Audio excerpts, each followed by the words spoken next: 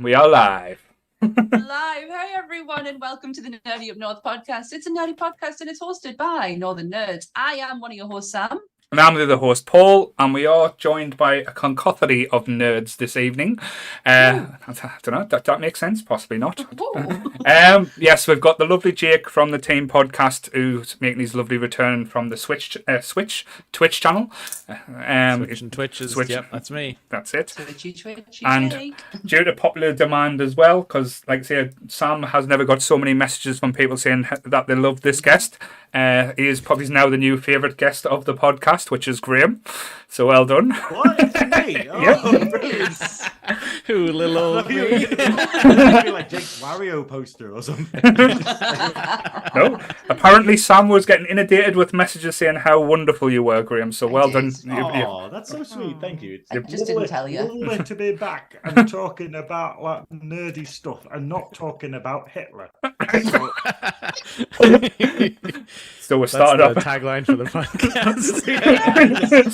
What's the episode about? Not Hitler. Oh, what the hell? Honestly, And guys, we have a beautiful Sonia has come to join us as well. Hi, Sonia. Welcome to the podcast. Yeah, how do I top that? How do I follow that? how do you follow up, like say, an intro about? Bottom. But yes, Thanks for having us. no, Sonia's been, like say, live twitching as well, but she joined us on when we did the Bank Holiday Monday and then the kind of non-celebration of the Queen's death, shall we say? Yeah. The alternative viewing. version. Yes. Yes, and like I say, I've been trying to get her to come on the podcast for a while, and during tonight's topic, I thought was the perfect thing. And again, I did pre-warn her before we did go live, only a few seconds before, to be fair. With her being a new guest, tell us a little bit about yourself there. I'm still not ready. Hello, I'm Sonia. I live in the Northeast and consider myself to be a nerd up north. I love the group. I absolutely love video games. I stream on Twitch every Friday and play indie horror games and have a little bit of a drink. And yeah. No, Oh. no, I don't know what else to say. I'm sorry. No, it's fine. It's great. So I- we know you now. No, I'd like to say I'm not one of these people that actually does.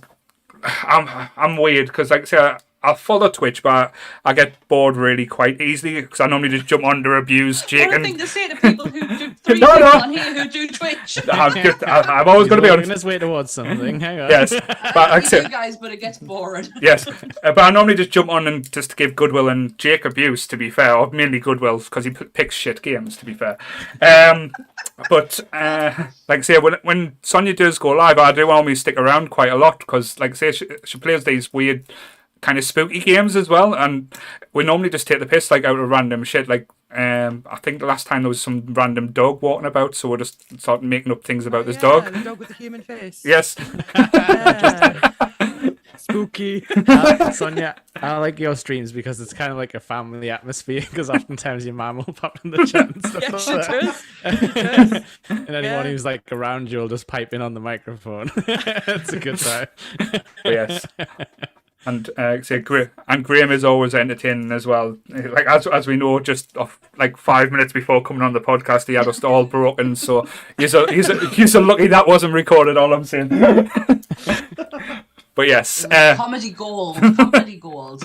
So what I'll do is I'll get the disclaimer out of the way so we can crack on and talk about horror video games. yes. Okay, so everything discussed in tonight's episode is our opinions and our opinions alone. If you would like to discuss anything from tonight's episode, please come and join us in the Facebook group where we can have an open discussion. What we want to do is have anyone come for us and tell us our opinions are wrong. We can all agree to disagree in fandom, so let's keep it fun, keep it kind, and keep the toxic behaviour out of nerdism. I can see what you're doing. I'm not going to open that. Don't worry, because I think Donna would actually stop speaking to us if I did. Hand check.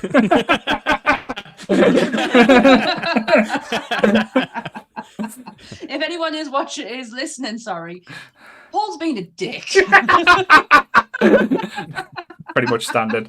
But yes. So yeah, like, because when it comes to like horror gaming as well, sorry, changing the subject quite swiftly there. Let's get into it. Yes, I'm going to be one of those ones that I love horror games, but I am so much of a softie. I get so scared. Especially the more up to date ones. If anyone watched us when I got bored and played Phantasmophobia the other day, Beth was crying and laughing at us because I actually screamed like a girl because I was stuck in the bathroom and some ghost come after us and after that, and Beth just ridiculed us for constantly from that moment on. But yes, I've not really finished. I've played lots of these games, but I've never been able to finish them because I kind of get too scared. But I know we all have probably our favourites, so I thought that would be a good starting point because there's a vast variety of different games, like going back from even the Mega Drive up until, say, the next gen situation now. But what would you say would be your number one ultimate horror game? I'll start with Jake. Give Jake his chance to shine there. Okay. Well, the very first one I would have ever seen would have been like a demo of Resident Evil 2 that just came on the front of a magazine that kids probably shouldn't have been messing around with, because I'm pretty sure it was certificate 18 at the time. And I think you only got like 5 minutes. Like you could probably only get through like the start where it was like the burning car. This scene was like in those movies they made, I think, eventually. You could get up to the shop where like the zombies ate the guy behind the counter, like the one human you could find to talk to. Didn't it get you to the police station? Didn't you get yes, to that I think thing where you see the fountain and it pans up and then it goes like that? Go buy the game. Yeah, I think it had 5 minutes to get there, and I don't think we did get there too often. But no, it was just it felt like an evil game when you were like a kid. I mean, when did it come out? Like 98 or something like that? I'm too old. Don't. I think it was 98, because obviously the original Resident Evil was 96, wasn't it? And they spent like a year and a bit on the sequel because they scrapped it, didn't they? They got like 90% through Resident Evil 2, and they're like, this is boring as shit. Okay, right. They do that quite a lot with the horror games, though, because they make these huge announcements. I remember when the guy out of The Walking Dead was going to be in like a Silent Hill sequel, and they made some big and they put this trailer out, and it looked absolutely amazing. Then it went, okay, it's been scrapped now. That was Konami being dicks, because they were just like, hey, we don't like Hideo Kojima anymore, so scrap this project. And you're like, Kojima what the hell? That's the biggest disappointment of my life. Del Toro making it, and everyone's like, we really want this, and Capcom, Konami's just like, nah, we don't like, no one wants this. Let's make. I mean, that's legendary at this point, though. If you have a PS3 with PT installed, oh yeah, it's fortune. Because they completely wiped it from the servers completely. It was so good. But yeah, so Resident Evil was definitely the game when I was a kid, and like I say, we definitely shouldn't have been playing it. But was anyone monitoring what demo discs were attached to the front of magazines back then? Was it the Games Master magazine used to be the boy, or you used to get a little book and a demo? Yeah. They used to always, cheat codes, which don't fucking work with Sonic, by the way, the bastard. But anyway, we're not talking about that little blue bastard today. That's your most harrowing recent experience, yeah. No, let's unpack that, Paul. Yes. No, we'll move on. But yeah, what about you, Sammy? I bought a cube. Was it the Nintendo Cube? Purely just for Resident Evil. Can't tell you which Resident Evil it was, though. Was so it I'm not the going to remake of 1? Potentially, I cannot remember. I just remember buying 4 it was a big just game for that. on it. It might have been 4. That's where it came out first, because the PS2 was a little bit later, I think. Mm-hmm. But recently, I really enjoyed Evil Within. Right. Okay. And that I completed it, so that's always a good sign for me. I did get some help from the husband on one bit, because that's my go-to on games when I struggle. I just scream for him to come in and I need you to do this for us, otherwise I'm going to lose my shit and we're not going to have a television. So make a choice. That sounds like you weren't scared, though. That sounds like you were scared. No, I just got frustrated. You were going to destroy the evil with it. I was going to destroy the fucking telly if it didn't do as I was telling it to do. So we're finding out that everyone thinks I'm the angry gamer, but it's really Sam that's the angry gamer. I'm the angry gamer. I get really angry. There's already a guy with that name. Sorry. Oh, darn it. What about you, Graham? What would you say yours would be? It's a really odd one because it kind of goes through phases and stuff. But the one that I always go back to is the original Silent Hill. I think the original Silent Hill, which also appeared on a bonus disc, but it was the one with the original Metal Gear Solid that it just randomly came. Like Metal Gear Solid just came with Silent Hill, and when me and my brother got that, it blew our minds. Like it was just, we'd never seen a game like it. Like it was genuinely so frightening in like every aspect of it, because we kind of got a bit desensitized to horror, you know, like when you grow up with it and you're like, oh, blood and guts and everything like that. But this was the first time when I was like, what the fuck? Because obviously in the UK it was before they censored it, because the American, I'm probably going to get to talk about Silent Hill more later in the podcast, but in the American version of it, it has the original monsters, which are basically kids with symbols carved in them that come towards you with kitchen knives and basically sort of laugh, you know, really like, you know, really horribly. And they cut them out of the UK one and the Japanese one. So, but the demo disc still had them on. It was before they changed it. And so it's just infinitely disturbing going around to school with these little kids with knives kind of thing. The first time that we'd had like flashlight kind of physics and stuff in a game where there's like darkness and it's a classic. No, Silent Hill is one of them ones I absolutely adored the intro and played and getting this start up Silent Hill. Then it got too scary for us. Real talk, I literally could not play that game as a kid. Like, I can't even take the piss. Like, I really can't. I feel for you. No, but what made it, I don't know, it made it a little bit better as well. Like the first time, no, it wasn't the first time. The second time we went to Florida, like when my wife Nicole came with us, they had a special, you know, when the Universal do the horror nights, that I've heard about these. they done the Silent Hill was a maze, but it's like basically like a haunted house, but set out like in Silent Hill, and we went in. Well, we went in. I went in because it was the first one we did as well, because it was the first entrance. Like, oh, what's it going to be? It'll just be a few actors walking around. But fuck me, the first room you walked into, it was the toilet scene. You know, from the movie where the nurse is in all the basically the barbed wire. Yeah. So you walked in and the strobe light comes on, and all you see is the nurse with the bandages all around coming towards you, like. But with it being the strobe, it's like, nope. I just went, oh shit. So hurried through that room, and then all the way through it, we were getting chased by Pyramid Head. So it was just basically a guy on stilts with the big the mask on, and just towering over and like dragging the thing, and all you can hear is like it must have been a sound effect, but the rattling of the sword and stuff. Yeah. I was just like, this is fucking amazing. Where my wife just went basically, because she's the horror queen. Nick is like horror queen. She can watch everything. She literally got all the back of my t-shirt, put a head on the back of my top, and just used me and wouldn't look up. Human shield. I did more of the houses after that, but she only done a half a house afterwards, because we went into The Walking Dead, and she went with one of the people like halfway through and went, where's the fire exit? And they laughed and went, no, where's the fucking fire exit? And she bailed out and just sat on a park bench where they had in their heads and wouldn't go in anything again. But that really surprises me from your wife. She literally is the gore queen. But I think it's with it because they get really close. But these horror houses have armed police at the front and back. So if you hit any of the actors, you get arrested straight away.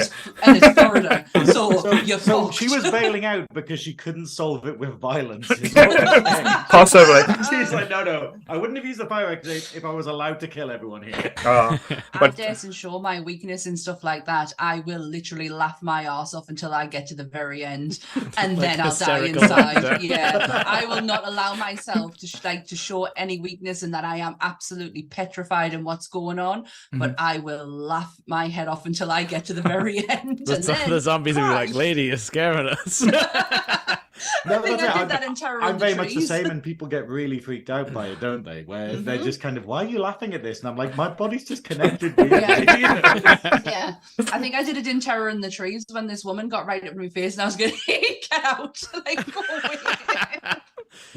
funny. but like say, because America always does it bigger and better when it comes to that type Oh, of hell things. yeah. Like when we walked in like the gate for Universal Horror Night, there was a glass what we thought was a glass cabinet, but it was a glass coffin, and we thought then it was a waxworth person in, but no, it was a real woman, but was covered in real rats. And that was just the entrance to like basically the park. This Oh my god, my soul would have left my body. because How like on earth do you put that on your IMDb to be like, yes, I'm a trained Rat actor. lady. What have you done? Woman in glass case Ah. with rats? Rat casket. lady. Good Rat man name. casket. It's like an IMDb where it's got that credit that's like, lady who pisses herself. And you're like, good start to your career right there. Back to Metal Gear Solid again.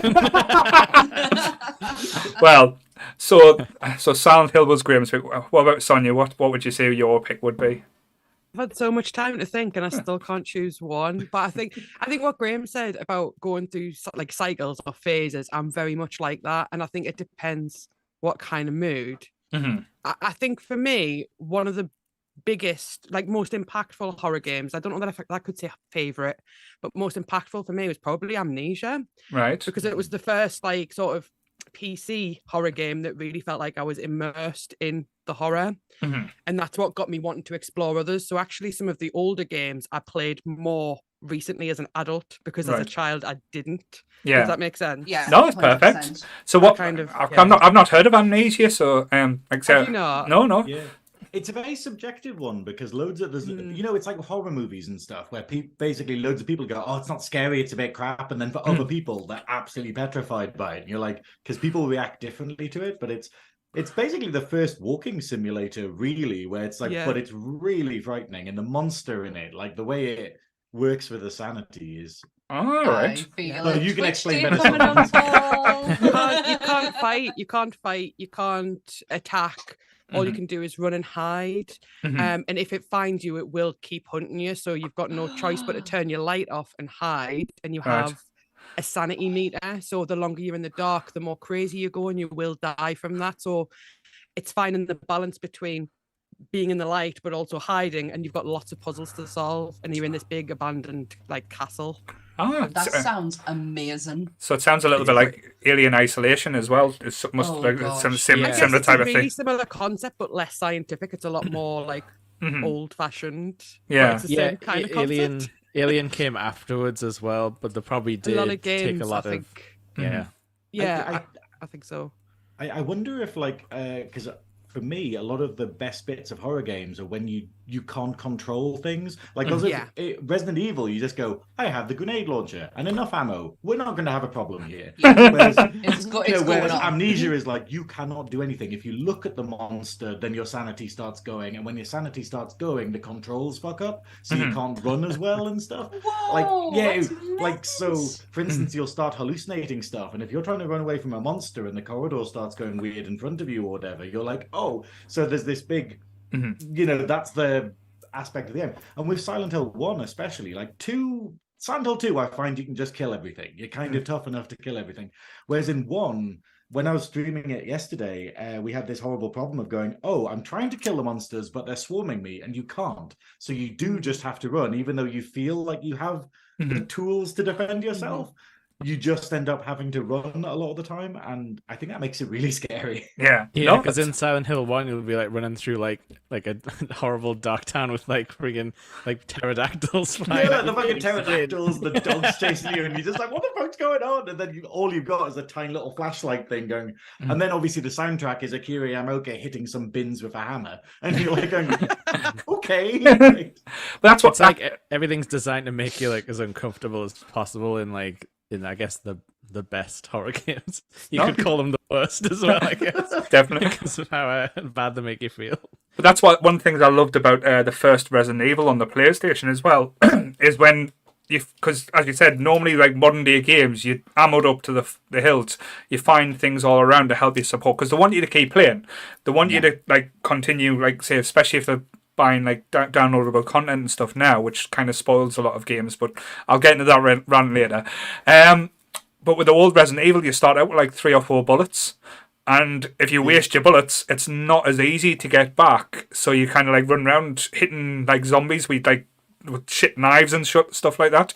And it's not the fact that they're fast and they've got. I said they've got the jump scares. It's the fact that then you've got to think about the game and say, right, if I play this game now, I can't shoot this zombie here. I've got to wait till later on, and you kind of plan it. Which is the key concept of like survival horror as a genre, because it's the idea of going, you have to manage your ammo. It's not like Mega Man where you have like infinite ammo and stuff, and it's all how you use it. It's with Resident Evil, it's like going, oh yeah, you could just shoot everything, but then you'll hit a point where you're like, now you have no bullets and the monsters are tougher.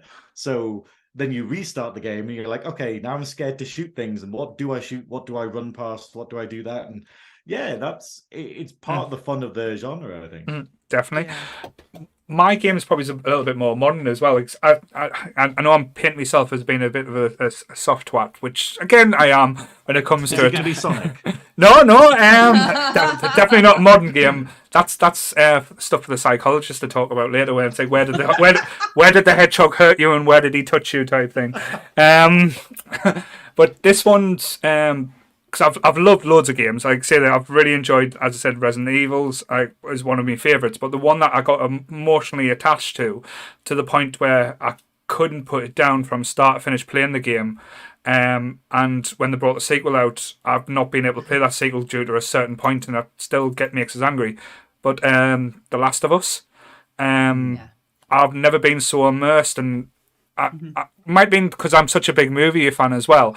That game didn't feel like a game. It felt like I was in being involved in a movie, and like everything was just so beautifully done and so interesting, and you could delve off and find little hidden gems and stuff. And the characters are actually what I find really hard was they were all likable, and you fell in love with them. And again, like I said, with the second one when they killed off. Sorry, spoilers. With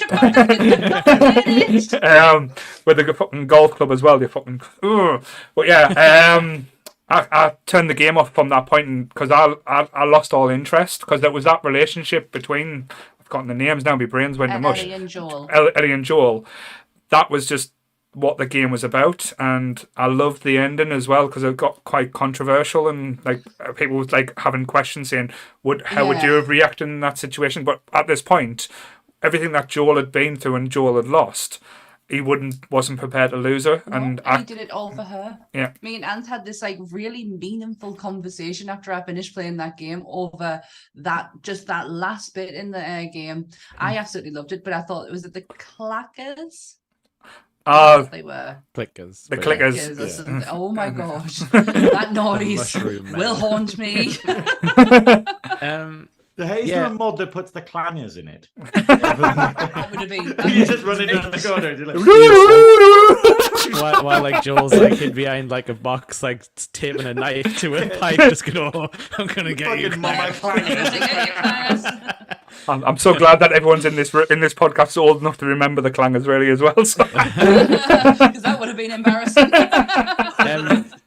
You touched on DLC earlier, so did you play like the Last of Us DLC? No. It was Ellie's story like just before Joel showed up, I guess. Oh, I didn't know there was one. It's really good. It's a little hard because I guess it's like late game, but you basically control Ellie. It's sort of like a side episode. Like there's a part where like Joel gets shot, and then you have to sort of play the like protecting him part, which you didn't play in the main game. But it also does flashbacks to like Ellie and like a girlfriend at the time. And it's like her getting bitten for the first time and then realizing that it's like, oh, it's not like affecting her like everyone else type of thing. But it's like a proper, like one of those like really heartbreaking, because you know it's like it can't end well, but it doesn't stop you getting swept up in the moment. It's like when the show like, you know, like a failed romance on screen and you're just like, oh no, it's going to be a tragedy, but I can't look away. I'm sorry. I was just going to say it's one of them like stories that I think it will work as a TV show, what we're going to get. I was just going to ask how people feel about the TV show, how he's feeling about it. I'm always a bit nervous when it comes to like game adaptations because we've been burnt so many times in the past. There's Silent Hill. Yep. The original, I was talking about it on the stream yesterday. The original Silent Hill movie by Christoph Gans is a really good movie. It's just I don't know why they changed what they did. Like it's kind of like what is it? It's the idea of when in the director's commentary they're like, oh well, we looked at what Harry Mason does as a character, and he's a father and he's looking for his daughter and he's quite emotional and stuff. So we thought, oh, this is a woman, and you're like going, no, men can be nice. Men can be emotional. Men can care about that. And also, like, is this a thing? They're talking about Harry, but they basically put the character in the movie in Silent Hill 2, effectively. Like it wasn't really Silent Hill 1. It was like, oh, the greatest hits of Silent Hill 2, but with none of the context. I'm sorry, but I would find the father's like emotional attachment more something to, I don't know, I think I would find that more endearing. But the frightening thing is the fact of, like, you know, obviously I'm going to go off on one about Silent Hill again, but it's the joy of it is that you're a male protagonist who is a total fish out of water, and that's what makes it so scary. Yeah. For the entire game, you have no idea what's going on. You have Harry, literally all he knows is he has to find his daughter, and nothing's making sense. He's totally powerless to stop anything, and he's constantly reminded of this. And the horror aspect is like what is it? Is it demasculation or, you know? Yeah. And I'm like, that's perfect for film. That's a horror aspect where it's like Saw absolutely. or whatever, where it's like going, hey, the horror is you can't do anything which you would normally do. But I'm excited about the new Silent Hill 2 film, because obviously the second Silent Hill film they brought out was a weird bit of fan fiction by someone who apparently is a fan, but decided to have a Pyramid Head versus Claudia fight at the end.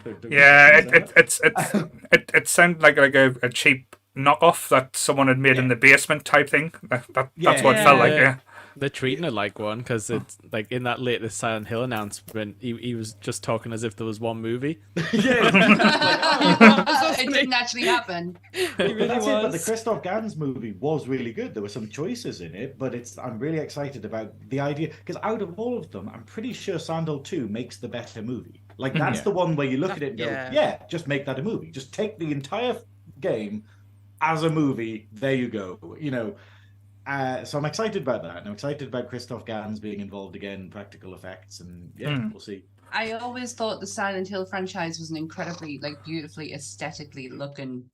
I just found it very overwhelming to actually get into it, so I never bothered. It's an interesting one because, like, at its like face value, like you can, I suppose, if we all played it when we were kids, that's the problem, because like you look at it and you be like, oh, dad goes into town looking for his daughter, fights zombies, finds daughter, yay. But like in the same for the second one, like, oh, you know, looking for his lost love, you know, we'll meet you in Silent Hill type of thing. And it's like, yeah, has a weird time, fights some monsters. Finds her at the end. Obviously there's a few different endings to both, but like, everyone knows it was the dog the whole time. Or the aliens. Which is the true ending. That's the canon ending. I was going to ask you actually, what do you take as the canon ending for like one? Because there's a couple.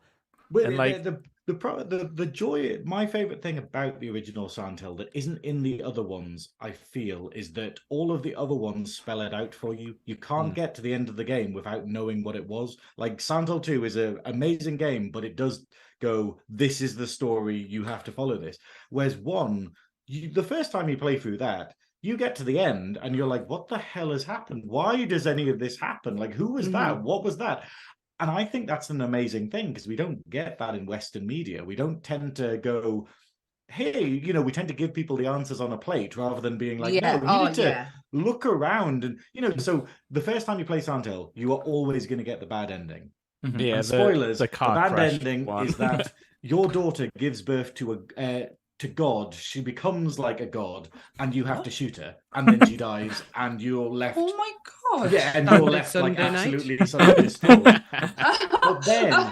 But then when you replay it, there's random things you have to do that you would not think to do that totally unlock different endings. Like, so for instance, it turns out that if you have a certain item, then you can actually force your daughter to give birth to God, and then you can just shoot the god, and then as your daughter's dying, she gives you a baby, and you run off with the baby, and that's the happy ending.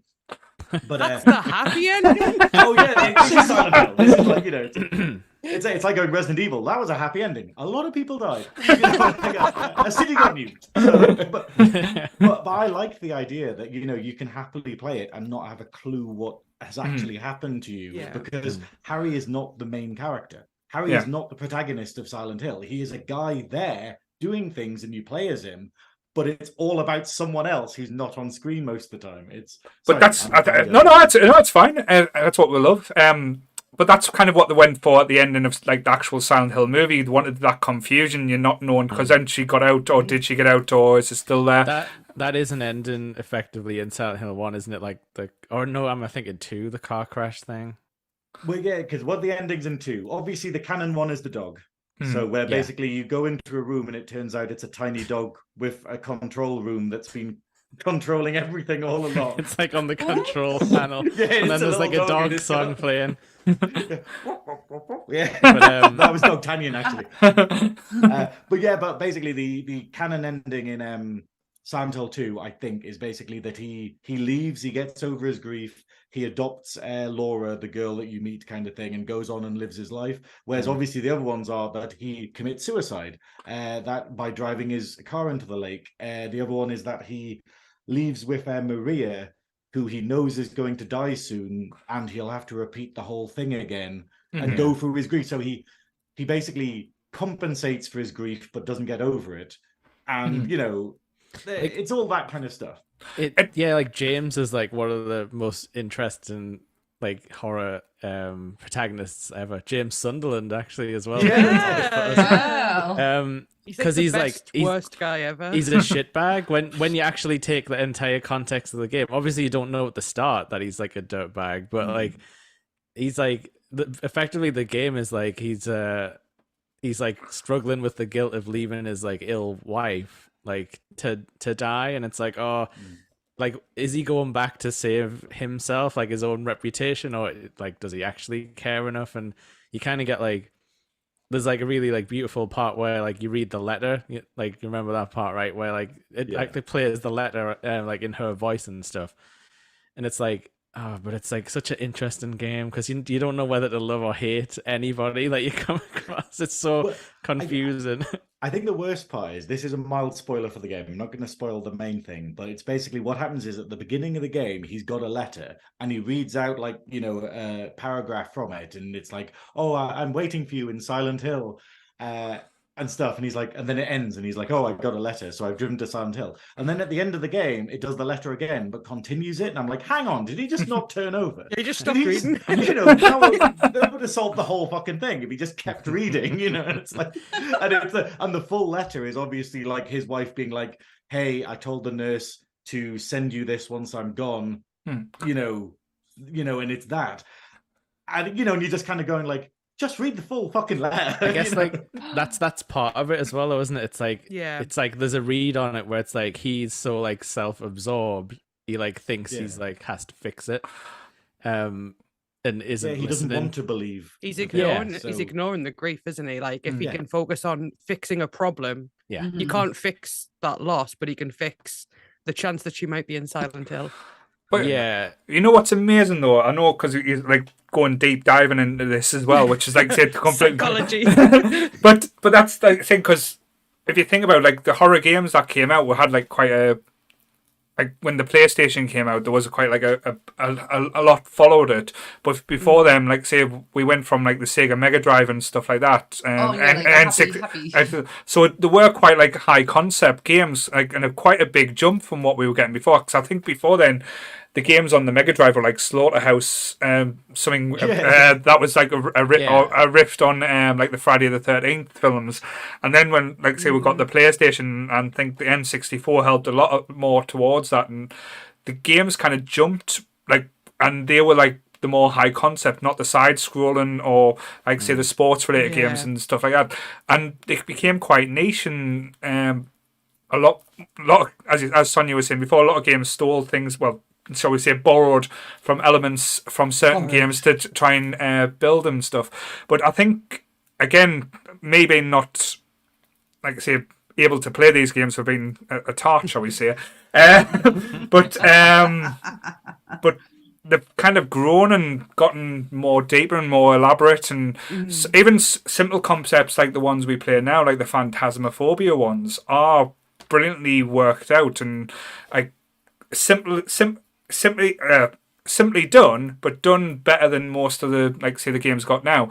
But even from the jump going from what we had to the PlayStation for the first Resident Evil and Silent Hill, I don't know what Silent Hill came out for first of all, was it? It is PS1. PlayStation One. 99, I think. Which 99. and this was before Blu-rays as well, so that like all the graphics and stuff, I know some of it was a little bit blocky and stuff, and always are remaking it, but the storytelling and everything was always brilliantly done. There's not many games these days that kind of grasp or get that element as well, if that makes sense. I totally agree. I was going to say, actually, like, based on what you were saying about The Last of Us, that I feel like it's definitely subjective, but for me, if a horror game has a plot and that plot is some form of like psychological horror, it's more impactful. I'm more hooked. I'm more tense. And I do and have played games where it's just like, you know, just silly fun and I'm being chased by things, but they're not games that I'm ever going to remember the title of because they didn't have that kind of that hold. And I think that games like Silent Hill and Resident Evil set that precedent. They kind of said, like, it can be both. It can be scary, it can be tense, but it can also be deep and meaningful. And there's no reason, especially Silent Hill. Because we're talking about horror games as well, I really wanted to ask this question as well, because it's a funny question. What game scared you the most? Oh, at Dead of Night. Dead of Night. At Dead of Night, it's an FMV, which is I can't remember the word, but it's basically where it looks like real movie. Right. Yeah. And you press you're in a hotel and you press an arrow to go around corners, and there's a guy with a bat and he'll just be waiting around the corner and he hits you. It's honestly to this day, I still sometimes think about it when I'm lying in bed and I like get a little bit of a shock. It is so realistic. Oh like whenever you're in a hotel corridor and you're like, I don't want to go down around the corner. He was called Jimmy and he dressed up like a clown and he had like a weird wig on. Oh, you just made it 10 times worse now. Get out, Good job honestly. catching that on. Get out. It is absolutely amazing and horrifying. It's amazing. That is brilliant. We have to get a list of all these games so we can find I know. What about you, Jake? Mine's gonna be kind of not what you'd expect horror wise, but I think they definitely did set out to make a horrible game. But The Legend of Zelda: Majora's Mask on the N64 is very much an absolute trick. If like you loved Ocarina of Time and you're just like, oh cool, they've made another Zelda, and like the game opens with like Link getting scared off his horse, so like your horse from the first game is gone, he gets the fairy stolen off him as well, and then gets turned into like a horrible like plant creature, like gets cursed, and the only way to undo the curse is to like go to this like horrible mask man who's like all creepy, like selling different masks, and he sort of like takes your curse away and imbues it into a mask. And the game's all about that stuff, like switching masks, transforming. But it turns out that every time you like using a mask to turn into like a Deku scrub or like a fish guy, you're actually like you sort of taking on the form of someone who's died in the community. It's like yeah, it's like, but that's literally in the game. In the game, text only, and like obviously like it's N64, but the imagery is like totally dark. It is an absolute, I don't know how they Evil got moon away as well. with it. But yeah, there's like you kind of like assuming the identities of these like pillars of the community to sort of like undo the bad that happened when like they were sort of killed by like the great evil. And it's you've got 3 days to do this. There's obviously time travel, but the moon is basically flying towards like the land with that face. It gets bigger Terrifying every face. day. And like every time the clock goes to like midnight, it's like dawn of the second day, like, you know, like 24 impending hours doom. remain. And like when you sort of there's like a festival planned for the final day, and when you're there, obviously all the music changes, and the moon is like, you know, huge in the sky, and everyone's just sort of like in the town's accepted like death, and they're just like having like a festival of the moon. And like, if you wait the entire time and don't like actually finish the game, you just get a cutscene of like the moon destroying everything. Holy shit! And that's Zelda. That was the second Yeah. Zelda on the N64. Yes. Bloody hell! I watched my brother play some of that because like I could never. I loved Ocarina of Time, but I was so bad at Majora's Mask, I just couldn't get the concept. Yeah. And I remember watching my brother play like so much of it, and I was just like so horrified by like It's just like everything in it. Yeah, I don't know what, like, they must have set out to make a creepy game, and but There's yeah, like this they're creepy like, pastas based on Majora's Mask. yeah, because like- there's a horrible, again, it's like a thing where you can, it's like you leave a statue of yourself behind, and it's like a weird link with like this horrible like sardonic grin like plastered on his face. And people have been like obviously creeped out by that tiny statue that you've got to like leave onto like activate platforms and stuff. Yeah, that's a very interesting turn That that is Nintendo such a took. good answer. Yeah, really good answer. So Sam, can you follow that one? No, I cannot. Because I've never been physically scared by a video game apart from when I played Resident Evil 8, which I think is 8. Not the last one, not Village, the one before that. 7 Oh, is that? 7. 7. Like Seven. the Texas Chainsaw 7 one. is fucking Yes, horrifying. 7. I played that on the VR. Oh my Oh. god. And I have never been so freaked out in my life to the point I like literally instead of taking it off like any normal human being would, I just closed my eyes and hoped it would go away. I had a very It did not. I had a very similar experience. Like has anyone seen the Friends episode when Joey gets scared and he puts the videotape or the book in the freezer? In the freezer. Yeah. I was kind of like that with this game. I was playing it in the dark, and I think it was the bit where he was going up the ladders and opened up the hatch to try and escape. And you think, oh, he's going to go on the roof, and the fucking guy comes off the roof and it's like with a chainsaw, and you just like fall off the ladders. I was like, nope, all done. Oh, this is That's it. Yeah. Isn't that just after you escape like your wife who tries to kill you? Like Yeah. just It's before not, that. it's not long after. Well, it was around about that bit where she freaks out Mm. Yeah. and she kind of like, it's all of a sudden she's there and then she's not. Mm. That was the moment that I literally crawled into the fetal position and just went, make it go away. And Anne's like, you know, you can take it off. That one's Yeah. so interesting because like there's something like weird about her face where it looks like almost real. Like, yeah, you could mistake the parts at the start of that game as like a real video of like an actress, but like there's just something about the facial expressions when Yeah, someone's she's- trying to like kill you, but like in really- first person, it's very like. I'm not a unnerving. big fan of first person games either because my eye movement, like it takes a lot, like it takes a beating basically, and I get quite motion sickness. But I stuck it out for that one. Like I just wanted to get to the end. I was like, I just want to know what's going on. I remember this. I think the second jump scare that got us as well is when you're in the garage and the police officer's there, and he just takes Oh, out the God. police officer as well. I was like, Yes. why am I doing this to myself? But yeah, That's Make it the stop. thing. That's the one of the main things that gets me about like horror games because like Sonya's got in a background like Dead Space. Like Yeah, it's every- been commented on in the chat where everyone's like, look at the rooms. every time you make a friend in Dead Space, it's like you get one ally, like they're just horribly Yeah. murdered. Yeah. And like that happens so much in horror games. You never have like a buddy character to like you Don't let don't have yourself any like them. yeah. They're gonna die. And it just takes away like your safety net. Like in games, you usually have like like a posse of like random characters about. But you never get to be comfortable, like except for like the shopkeeper in like Resident Evil sometimes. Well, I think the other side of that is that when you do get someone who's constantly there who will survive, they are the most annoying thing in the entire world. So you want them it's to die.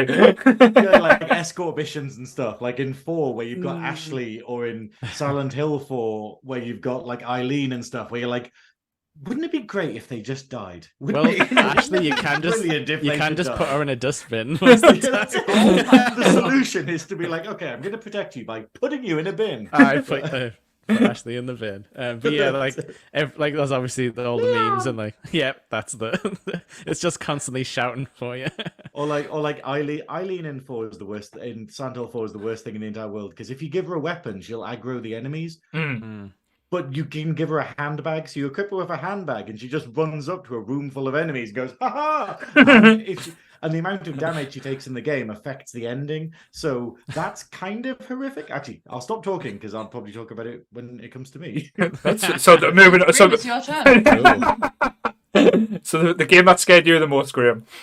Well, I've gone through several. I mean, ironically, I probably want to say Silent Hill 4 because it's so terrible. Is that one of the room?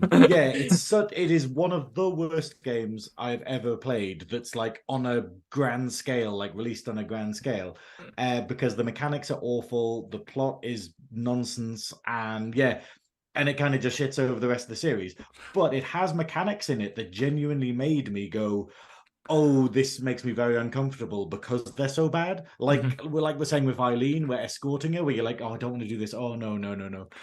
And it makes me wonder what makes a good horror game. Is it how it makes you feel, or is it because there's games that make me go, I'm not comfortable with this. This is very, very frightening. And like, for instance, like we were saying earlier, Amnesia: The Dark Descent, that is a psychological nightmare to get through that, and you're constantly on edge, and you can feel like your adrenaline going and stuff from playing a video game, and you kind of go, does that make it a good horror game? And you don't exactly achieve much apart from solving a puzzle and getting to the next horrible area. Yeah, that's it. At the end, you see a guy's willy. So Sorry, what game is this? I'm actually going to say, this is me being off the wall and being a bit sort of what's it called, pretentious. I'm probably going to say the game that scared me the most was XCOM: Terror from the Deep, which isn't even a horror game, but it is so tense. It's basically a game where you have to control people on a mission, and there's aliens that can pop out and kill your people, but when they die, they are dead. Right. And these are people that you have to train up, and they're basically, and so you get invested because you have like a squad of people that you can train up, you can give them psychic powers, you can get them trained in certain weapons and stuff like that. But then it's the idea of they can just die. They can just immediately die, and it's all under this backdrop of like really creepy MIDI music from like 1995. And I just remember, even when I was playing it on stream a couple of months ago when I started, it's really tense. It's genuinely, you're on edge, being like, oh, fucking hell. And it's not even meant to be a horror game, I don't think. It's just a crappy, pixelated 1995 strategy game. But like this isn't a new idea, but we probably should do like Nerdy Up North XCOM. And like there is like 3D versions of them, and it's the same idea where like it's like if your guy goes out on a mission and dies, like they're gone for good, but you can name them and like dress them and like pick the hairstyles and everything. So that's it. But yes, you're right. Like that's one thing video games can do that movies and stuff can't. Like they can take away your hours of hard work like in a second, and that is sometimes like the best source of tension. Cool. Probably mine's going to be a little bit predictable as well, because I was a huge fan of the franchise of the movies when it came out, and this was before the hype came out for the game as well, because now like it is like one of the biggest horror games that's ever been made, just how well it plays. But Alien Isolation, I was terrified playing it, but I've never been so stressed playing a game because the mechanics behind the game is really simple. It's hide, do a task, don't make a noise, deal with whatever it is, and then like remembering where you've been and remember where you go, and having to basically concentrate, because one wrong move, one wrong sound, you were fucked. And it was just that concentration level. I've never experienced anything like it, and to this day it's one of the games that I've always wanted to complete, but I've never been able to, because it affects you when you're playing it, because you're so hyper aware of everything that, like, say if I played in it for an hour, I was in a bad mood for 2 days. I never played it. I'm worried my husband's actually watching this, because you'll see us nodding and agreeing and thinking, you never fucking played it. I watched him play it, and it was you could tell like how frustrating it would be being on the end of that controller. And he didn't even finish it for the same reason. It's just like little things I like haven't finished it. turning screws and making sure you turn it to the precise way that you don't do it too fast because you'll make a noise. And like you're just trying to do these little things and pulling grates out, and like I love Batman Arkham Asylum for the stealth mode, but fuck me, the stealth mode in this was just the hardest thing I've ever seen. You're creeping around and then you get some twat running in the room going, hey, who are you? Get fuck man, what the fuck are you doing? Or a horrible like android that looks like a crash test dummy, just being like, halt, you are in danger. I was on a proper Alien high at the time. Like I'd been watching them all, and I was like, yeah, let me sit and watch you play this. And oh shit.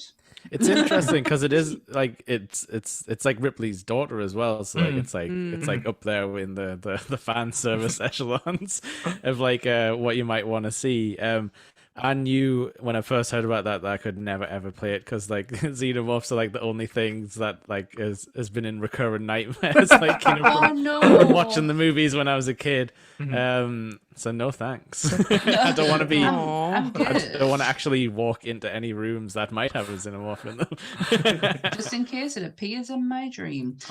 Speaking of dreams, I want to know if I've made this up in my head or it actually does exist. Interesting. I remember back in the day going to one of my friend's house and she had bog standard PC, but she had a PC game on it. We're talking like 94 to maybe between 94 and 98. 94 to 98. And it was a group of girls in a dormitory. Oh, I like the sound of it.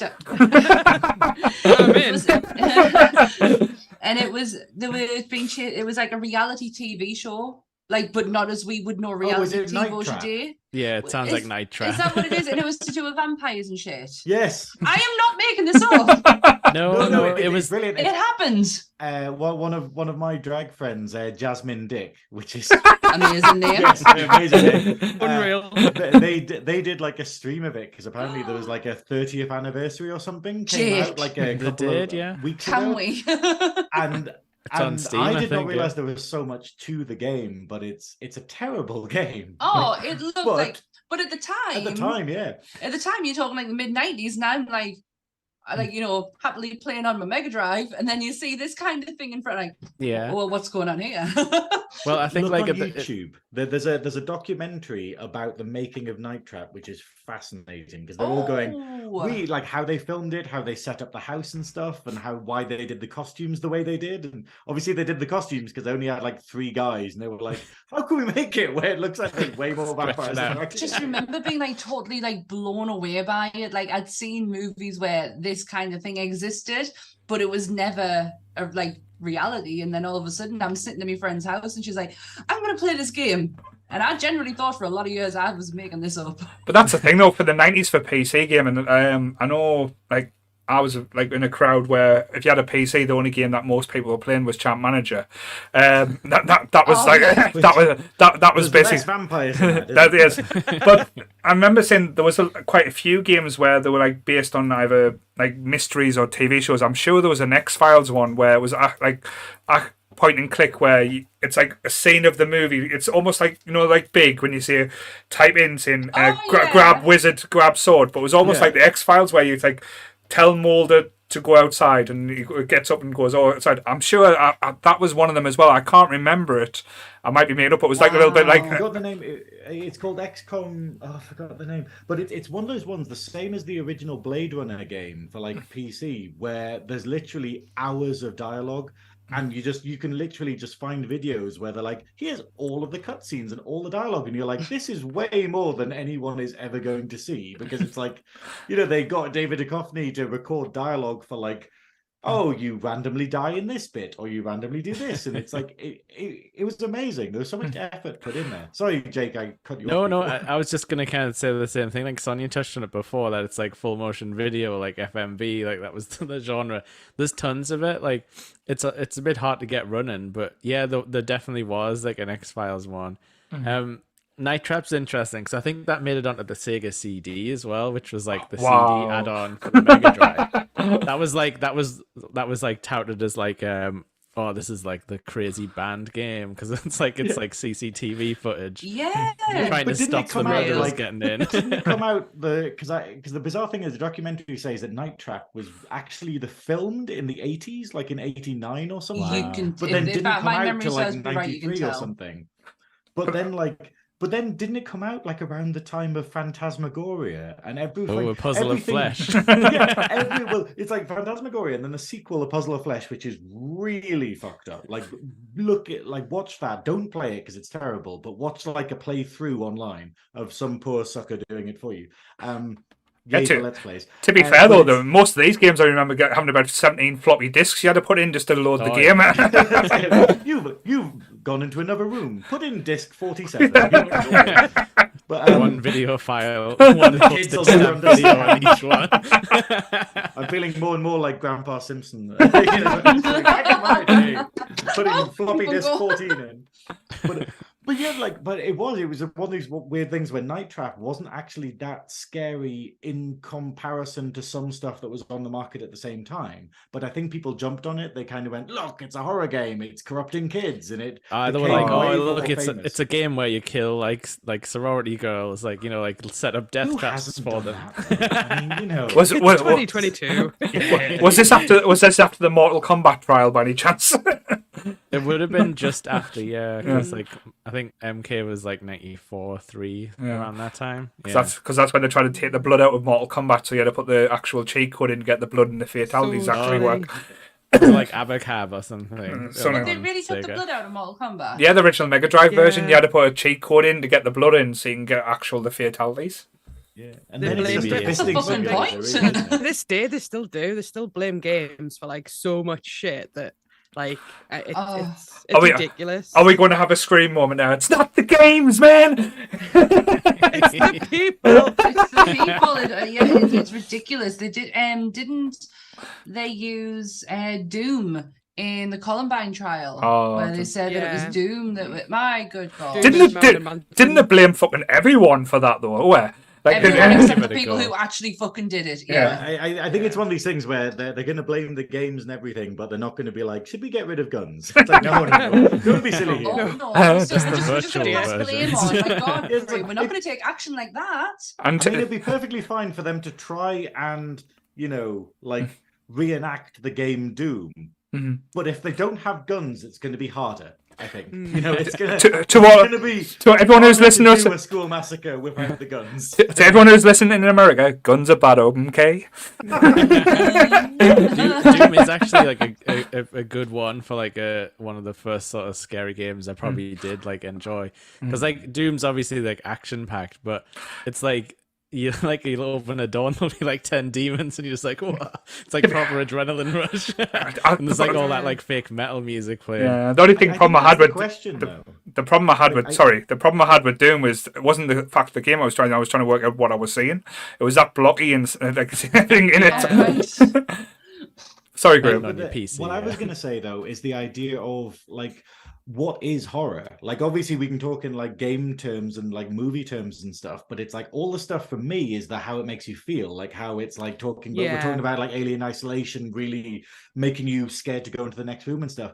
Whereas actual like visceral, like blood and guts and stuff, you kind of go like, I'm not scared by that. I'm kind of desensitized to it. Like, where like Mortal Kombat I don't find scary, and stuff like Doom I don't find scary because No. it's No. you can solve the problem. You have lots of guns. You can fix these problems. And, but obviously the adrenaline's there because you're like, oh god, I've got low health and stuff. Yeah. But it is strange, isn't it? How you could make something like you were saying, Majora's Mask is scary. Like actually is horror to you, even though there's not really that much blood in it, I assume. I'm No, pretty sure, no. like It's there's like the no- bleakness and like yeah. and like like there's an element of like if you're trying to like solve a problem, but like horror games often throw like that video game logic out the window where it's like, oh, you'll solve something, but you're not going to be happy at the end of it.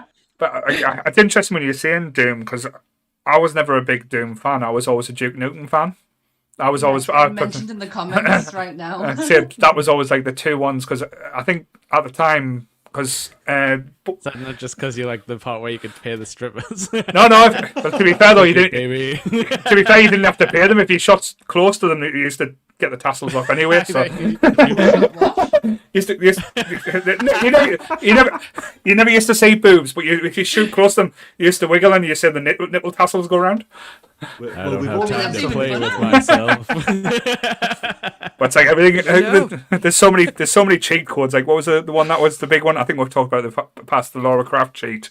That was on every Didn't it single. used to just make her explode though? Like that was the real cheat. Yeah, said get Lara Croft to do a strip on Tomb Raider was to do like this mega loads of things you used to have to press, and it never worked. But it was in all the games magazines and stuff. They used to do it just to wind up teenage boys like me. It wasn't for a very long time that I didn't realize with Lara Croft that the aerobic the course thing that she does at the beginning is not the game. I just Honestly. used to do that over and over again, and I was like, it took years for us to be like, that wasn't the game. I haven't actually played that game because I didn't get past that part. I'll tell you what, if you actually did, then you would be horrified because in the second level of the first Tomb Raider, it just a T-Rex runs Oh around. yes, that's when I wasn't. I think I was watching like a list on like Watch Mojo, and it was like something to do with the Lara Croft series, and that bit with it, and I went, hang on, the what? It's horrible. Like, that was. I was doing an assault course. Like, what the fuck? And then at the end, you basically have to fight like an alien? Lovecraft like Yeah, Eldritch beast. abomination. Yeah, it was on like a weird. It was on like a weird platform that like It was kind of just went like going had on. no legs, and it was Yeah. just dragging itself along like a skeleton Oh, man. what did I do? No, but Because I think our thing is, isn't that how Quake ends? Doesn't Kinda Quake the end with same. you fighting against? Is it Yog-Sothoth? No, it's not. It's it was like a blob monster in Quake, wasn't it? It was something like yeah, but it's apparently Shub-Niggurath or something. It's one of the Eldritch old ones or whatever, and you Like just one of go, the what named the hell? This is a creatures." Lovecraft game. You know, it's- But saying that though, because it's interesting talking about the Lara Croft games, because the new ones that came out for the next gen consoles were survival horrors in a way, Yeah, and they were really good. I love them. I suppose I that goes did. back to like The Last of Us, where it's like the horror of man. Like they're Yeah. the worst. You know what? I creature. think Graham's right though when he says like, "What is horror?" Because I think it's such an interesting concept, and I think we'll all have totally different Mhm. concepts of what horrifies us. And blue fucking know, hedgehog. exactly, it's so true though. Like, there's certain games that are considered horrors, which to me are just action games, and I would never see them Yeah. as horror. Yeah. Um, Lara Croft ones for sure had its moments. There's one cutscene where she's in blood water, and she rises up through Oh this my blood God, water, and you're like, yeah. holy shit. Yeah. But I got the Lara Croft game when I got back into video games as an adult. Mm. So I've tolerated my husband playing in them for 16 years. And it wasn't, I went through a really rough time in 2014, and I just remember getting Grand Theft Auto, and for some reason it wasn't working. So Ant went, "Here, just fucking play Batman." So I put Batman in, and it just started this like whole love affair with video games that I'd never experienced before, because for a couple of hours playing, my mind was like totally clear for the first time in such a long time. And that continued. And Lara Croft was like the big one. Like, I went out on my own, like had nothing to do with him. I went and bought it. And I absolutely adore that franchise so much. Like, it holds So such a good. special place in my heart for that reason, like No, for that time period. That's such a lush like connection to it as well. Like, I love when there's like an emotional connection to a game, Yeah. not just because of the game itself, but because of where you were Yeah. at that point in your life. I think that Yeah. matters too. Mhm. Oh, I mean, absolutely. I mean, I wasn't going to raise it as a horror game because you know how, like you were just saying, Sonbons, about the how you have games that are the intention is to be horror, but they're not. Mm. Like I've just been playing it the other week on stream, Nightmare Creatures. That was my favorite game as a kid.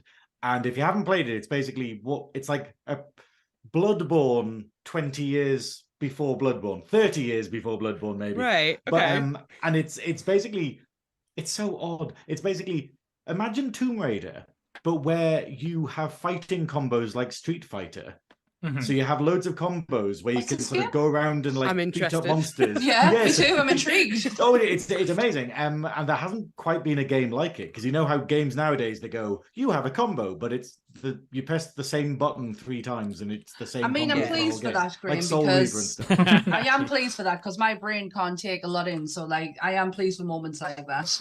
But no, that's it. It's like I'm probably going to stream it again, so I'll pre-warn you when I'm going to do it, so you can see Yeah. what it's like. But it's basically horrendous. It's Victorian London, and there's monsters everywhere. There's blood everywhere, and you can do moves to disembowel monsters and stuff, and you can set them on fire and stuff. It's I'm brilliant. But that has such an emotional connection for me, because that's the game that got me through when I was having a hard time in school. So when I was Oh. having like a terrible day at school, or I was getting Mhm. bullied or stuff like that happening, Mm-hmm. I would go home and we'd play Nightmare Creatures kind of thing. Yeah. And it's like, so it's always got this, it's always going to have this place in my heart, but it's a brilliant game. Like, Yeah. It's really, yeah. it really deserves a remake. But You then know- I assume people would be like, oh, but we've got Bloodborne now. And you're like, yeah. but it's not the same. You know? I love the fact that we started not an argument, but a topic that comes up a lot with regards to video games and how terrible they are, and look what they've caused, and let's blame video games and everything. But then in the next breath, we're talking about how like what they mean to us emotionally, like, you know, Yeah. what holds place now. Look at what they do for people. I'll never Absolutely. understand why anyone can use a video game to blame something for I think that's more of a generational thing, because we are the generation of the computer games. That's what we've grown up with. Back in, say, 50 or 40 years, it would have been like movies. Then before that, it would have been books. It just goes through the generation gaps. Like, Yeah, you're right. it still has resonance with a lot of people. Like, people blame movies, people blame certain, like back in the day, literature for causing, women to act scandalous if they read these type of books and stuff like that. Scandal. I think though, like, I'm going to be, this is me being devil's advocate, but I think there is something in like blaming video games for things. But the fact is, it's not the video games that make people kill. It's not video games that make someone shoot up a school. That's the human intention behind it. Yeah. But it can probably help in a way, but I think all media can. Like, definitely. What's his name? The Zodiac? No, what? Oh, who's the crazy American killer who said his like neighbor's dog which told one? him to do Oh, it? Son of Sam. Yeah, Son of Sam, and obviously he was making that up, but it's this idea of Yeah, anything absolutely. can trigger you. It's like watching the bloody Moomins probably makes someone go like, I need to kill. Clangers. It's a clangers again. Wait. What's that clanger? Moomins You want me was to kill again? Moomins was bleak and scary. Oh, the moments were fucking terrifying. But yeah. Oh, when Moomin I Papa mean- loses his hat, he goes fucking No Oh, what was that little girl called? Winnie, I think, was it? Oh, fuck. Possibly. I was mean, it I've been Snortmaiden I've been like very vocal on this, like saying that I hate like super fans a lot of the time. And if I'm being totally honest, video games has one of the worst fandoms on the entire internet. Oh, absolutely. It's not the game it's not all of the game developers' fault, but I think the way games are built can influence behavior and attitudes and like what you can expect. I don't think it's any horror game. It has to be there in order. Yeah. It's just heightened and brought to a visualized conception. This is what Anthor was saying. Is it always something has to be there first? A It's not troubled, just- a troubled mind's always going to be triggered by Yeah. something. So it could be walking down the street and seeing an advertisement saying, get some beans today. It's cookie. I haven't hit someone with a tin of beans. It's not going to be as simple Yeah. as simple. Even though that sounds fun, but yeah. Sounds like Sunderland, that's what it sounds like. But I know we touched on earlier about games being turned into movies, but a lot of times I always have, like, my biggest disappointments is when you get like a big movie that comes out. I know they don't really do that many with the horror franchise, but when they get brought into like the game tie-in and stuff, it always is a little bit lackluster and doesn't have the same thing. But I think the one that I enjoyed as a kid, or teenager, shall we say, was the Evil Dead game that came out for the PS2, I believe. It was Fistful of Boomstick, it was called. Yeah. Wasn't that PlayStation What 1? a title!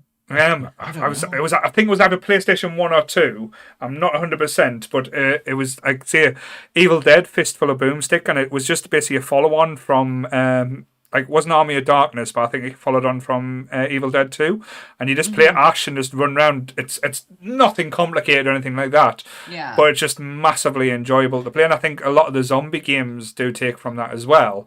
I remember getting the Xbox One, and one of the opening titles was Dead Rising. Dead Rising was the first one, where the storyline was absolutely batshit crazy. But I just loved the fact that it was basically you would go through in a day and see how many zombies you could kill and which ways. Were they quite fast zombies? That all different types of zombies. I remember. I do remember Ant playing that. I think that's an example of it was horror in every sense, but was it horror? Yeah, that's the thing, which I'd say there were zombies and there was blood and stuff. It was like B movie horror though, wasn't it? Like campy, like camp and funny. Like I always remember the big chef you had to fight. Like, that's just silly fight. I've been watching a lot of South Park, and I just feel like I just see the chef in my head. Oh, they come up there saying, "Suck on my chocolate salty balls." Do you know what? The more I'm talking, the more I'm realizing my husband should be sat here instead of me. And you'll probably be watching, going, "Yeah." Just pointing out in the chat, we had, who was it? Someone has mentioned an amazing one earlier, and I can't find it anymore. Okay, never mind then. Vamp. But randomly mentioning Beyond Good and Evil 2, and I'm like, oh, okay. But no, the thing that gets mentioned there though is Friday the 13th on Nintendo, and that was like, that was kind of scary because you had to fight Jason as like the boss, you know, at the end of every bit or something, and it was like Nintendo or SNES. It was the first. I think it was Nintendo. It was terrible. Like the graphics were awful, and it was like how. See, in my neighborhood street, you either if you were posh had a Nintendo, or if you were like scummy like me, you were had a Mega Drive. I had a Mega Drive. I had a Master System when everyone else had a Mega Drive. Oh, at least you got Alex the Kid. Alex the Kid was amazing. You were like, why are my games different from everyone else's? Why isn't my Sonic as fast? It's all new to me because like press down to spin. I was like, I can't spin. I can only roll down a hill. But I never had a Sega growing up at all, so it was like, when I started going out with someone who like they were a Sega kid, and I was like, I don't know any of these games at all, and realizing that I've never played Sonic when you're in your 20s, I was just like going, what the hell, you know? Because I was a Nintendo kid, that's all we had, and there weren't any horror. Like Sega had all of the horror. It had like Splatterhouse, Maniac it had, like, Mansion. That was good for the SNES on the NES. If you had the cart that allowed you to microwave the gerbil, then the hamster. Oh, did they actually take that out of the game at some point? Yeah, that's it. You know how nowadays they can patch games. Back then, they just had to be like, okay, all the carts we make from now don't have that bit in, and they don't let you do that. And so they must be worth a fortune if you have the original like 10,000 carts before they went, hang on. Like, because literally what you do, if you don't know Maniac Mansion, this is probably not going to make any sense, but you basically ring the doorbell in the house, and the kid upstairs is like, oh, that must be my parcel, and he goes down, and then you sneak into his room, kidnap his hamster, and then put it into the microwave in the kitchen, and two of the characters are sick enough to actually do it, and then he just goes bleh. And then to make it worse, you can pick up the remains of the hamster as an item and give them to him. Wow. This is another level. Wow. But hang on, you've touched on something good here. This is another level of horror where if you leave children with a bunch of tools, what horror do they create? like with Grand Theft Auto and stuff like that. He's just like, oh, it's a hamster. Guess where this is going? Or like in Grand Theft Auto when you find like your little cousin like beating up old ladies on the street, and you're like, well, gotta learn somehow. But is there a horror game that you will constantly go back to, like regardless of how many times you played it, you will constantly go back to it? Probably the one at the moment is Phantasmophobia, just because it's again, I wouldn't say it's as fun as playing it by yourself, but it's class when you play it with a group of people. I know there's videos of me on YouTube like not enjoying it at all, but but you will keep going back to it. Yeah. The first time we played it, we didn't record it or anything. We were just pissing around, and did help us set it all up. And I had these headphones that, like, once they're on, I can't hear anything like around us. And we're setting playing away, and all of a sudden I felt something on the top of my head, and I screamed the place down, like literally screamed in Paul's ear, all because he walked in, and we were, like I said, not recording. I can't see anything behind us. I absolutely shit myself. Was it a spider or something? No, it was my or- husband touching my Oh, head. right. And had walked in, because like I say, I can't hear anything when these are on. And he walked in behind us and he put his hand on the back of my head and I screamed. But Right yeah, down Paul's ear hole. that game to me is like it's like how you would get a really low budget horror film that like on paper shouldn't work, but like because if you just get into it and sort of get invested a bit, Yeah. like it looks stupid a lot of the time. Like the character models are awful and they kind of walk around like this and sort Yeah. of like weird robots. But like it's got that like kind of like charm of like a really low budget movie where you can It is like a lot of fun. it Me can and Donna scare have had raves Oh. in the middle of it. He's when I went on, was like, lost in the asylum, yeah. so it wasn't on screen, unfortunately, because I was No. just lost on my own. We were like, "Do you know what? Nobody's watching us. No one's listening to us. Let's just rave away." And it was like me, Donna, and Tucky in the background, just singing dance music. was it two? It was too unlimited, wasn't it? Going There's no no. limit. Yeah. There's no limit. But when me and Goodwill played it, we just stayed in the van most of the time. Oh, I have to say, Goodwill is a fanny at that game. He's such a pretty cat. He's got to probably in a huff now, but yeah, that's probably the one I would go back to most. Just not because well, to be honest, I don't really get much time these days now. That's the thing with like they get so immersed and doing everything that we do, like say with the podcast and like with the community now. I don't really get much time to play these games. So the ones where I can just pick up and just do something for about 15 or 20 minutes, or if we arrange like an hour session, it's always good to do it. Like, and then a lot of people do like the laugh at us apparently, so that's always good. But I know Jake keeps on going on saying he wants the Sonic Race 3, but it's not going to happen. That I was too traumatized after the last time. That was There'll just be some kind of Faustian bargain I can get you into at some point. but yes. What What about you, Graham, Sonia? Anyone? Ooh, I've what's going on? I've been thinking Mhm. about the game that you always go back to, yeah. Yeah. And I've got two. Am I allowed to have two? There's no rules here, Sonia. So I've got two, and the reason I've chosen them both is because they're games I've played in excess of 10 times each, on multiple platforms. So the first one is Alan Wake, Oh. which I have played on both Xbox and PC on expert difficulty, nightmare difficulty. Like, it's just one of those games I'm like, I think I'm going to pick that back up.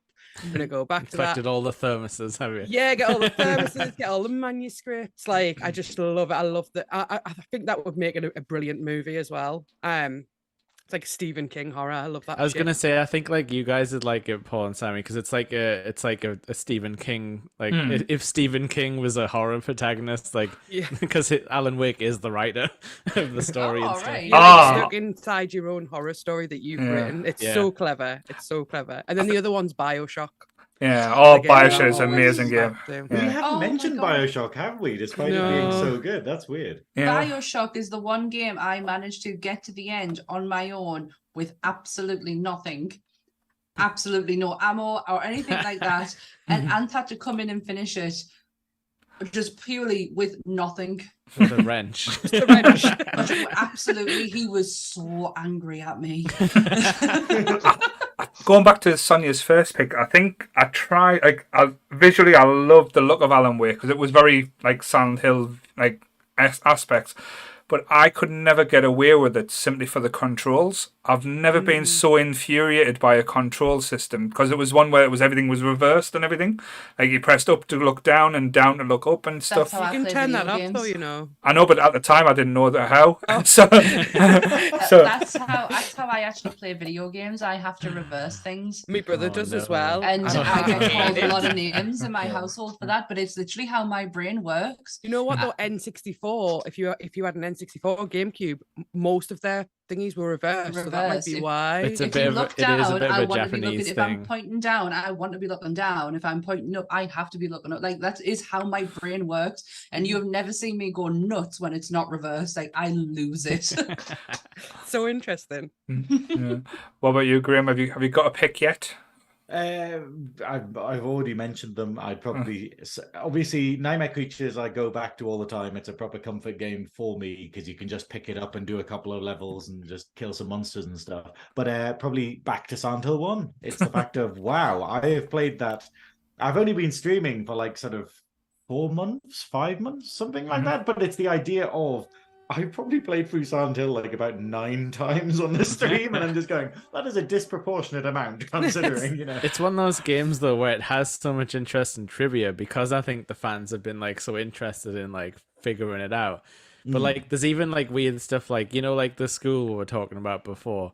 Like the wall textures are like ripped straight out of Kindergarten Cop because the references. developers were like, we need an American school, and obviously you couldn't Google in the 90s, so they just watched Kindergarten Cop and like copied down the posters and like the layout Is of that the for school. real? Yeah. So they're No really way. low, they're really low, sort of low quality, but it's got stuff like, you know, the don't do drugs posters and stuff from like there's you know, no it's Kindergarten not Cop like and stuff. it's not like they've got like a secret Arnold reference hidden. Like they were genuinely they were like innocently being like, we need a reference for an American school. Yeah. Like they weren't making a Amazing. joke. There are loads of homages because basically it's like Santa. Oh god, I could go on forever about Santa. No, don't. I'm loving this Silent Hill talk because every time you talk about it, I'm just doing the little effect for Nash coming down every time. Oh, there we go. I can't see it. That's really in our houses. But it's the fact of like it's a homage. It's basically what makes it so good is that it's Japanese people being like, what is American horror? And then watching loads of American horror and having a totally different take on it than what we have. So they're basically going, oh, it's all Stephen King. And so they're basing this city based upon what they've seen from Stephen King stuff. And, do you know all of the streets in Silent Hill are named after different horror writers. So, you know, they're named like Kuntz Street and what's it called? Oh, no way. Bachman Road, which is obviously one of Stephen King's aliases and stuff. And and then there's so many references. Like, for instance, there's a gardening supply shop that you can find called like it's from Little Shop of Horrors. What the Seymour. It's not Seymour, it's Mr. something or other. Sputnik. Mr. Sputnik. Sputnik, yeah. So you can find like Sputnik's like what is it, like flower shop or whatever, like in Silent Hill, and there's all these little references scattered all over the place and stuff. And Cool. you know, and I think that's pretty cool because it's a game where you can constantly find stuff. For instance, like it's a whole city and you can go into random buildings and go, oh, there's nothing here, but there's little bits of lore. So for instance, if you go into the police station, it's totally unessential. But if you go to the police station, there's loads of notes that basically talk about there being a drug trafficking ring in Silent Hill that ties into the wider plot. But obviously, on your first playthrough, you're not going to do that. So you play through the game, get the worst ending the first time, and then when you replay it, you're like, well, what else can I do? And then you go into different places and you try different things, and then it unlocks other stuff that then changes the ending. It's a fascinating game. Cool. Oh, we totally said that wrong. It's Mushnik. Mushnik. There we go. Sputnik. I was Fire thinking the something planet, right? There somewhere. Thank you. I can't see your name, That's it. so I'm got my glasses on. I don't know how you pronounce it, but what Brian O'Rennell? Ryan. Choose a name. It's Brian or Ryan, one of them. But no, it basically one thing that is totally essential to get the good ending in the game is to do a side quest where you find like a vial of like red liquid that is totally essential. That is the only way you can get one of the good endings. And to do it, you have to go to random places. You just have to randomly go into a bar, save one of the other characters from getting killed, and then he drops his like hotel key, and then you go, oh, examine the hotel key, go to that hotel, and there's a note on the door saying, oh, well, the code is in this building here, so you go to that other building, blah, blah, blah. And then you go down this big route and find this red liquid, and he comes in and just snatches it off you, being like, "What the fuck are you? Like, give me that." And you're like, "What?" And because obviously you're left being like, "What the hell's going on? I've done this whole side quest. All there was at the end of it is this red liquid, and then this guy's come in, threatened my life, and nicked it off me." And you're left going, "What the hell?" And then at the end of the game, he turns up and he's like, "Hello, I have this really important red liquid." And it's what causes the boss to change and you to get the good ending. Good ending. It's Sandhill, What about you? You're making it sound so cool. Like I've seen some like the artwork for it, cosplay, like, and the cosplay looks incredible. The graphics on. You've got to use your imagination a lot. Well, this is why I was kind of annoyed, because like with Sandhill 1, it's so dated. It's like really blocky, because it was for the PlayStation 1. So they couldn't do, and I was talking about it the other day, but it was the idea of like, they did the coolest thing in the entire world. Rather than going, what are the limitations of the system? Oh, well, we can't do our big idea then. Instead, they went, no, how can we make our idea work? So they basically went, hey, we want you to run around a whole city and go into all these buildings and have all of these different posters and stuff everywhere. And obviously the PlayStation 1 couldn't handle that. So instead of just going, oh, well, we'll limit our ideas, they went, no, you can do that, but we'll mask the draw distance by putting fog in. So you can't see further than a couple of bits ahead of you. And then they... And then obviously they made the graphics, like the polygons are way less than they could be at the time. Yeah. And it desperately needs a remake. But I remember ages ago with my music, I contacted Konami to see if I could get like permission to use a Silent Hill sample in a song, and had this big back and forth with like forgot what the team was called, but basically they ended up kind of admitting, we don't know who owns the rights to this anymore. No way. Because I think the publishing company went bust. So they published Silent Hill 1 and then they went bust. And then they're like, we don't know where it is. And I think that's the reason why it never appeared on anything for anything. Right. It didn't appear, like there was no like remake and stuff. Wait there, so we can do its own Silent Hill thing if we've got so clever.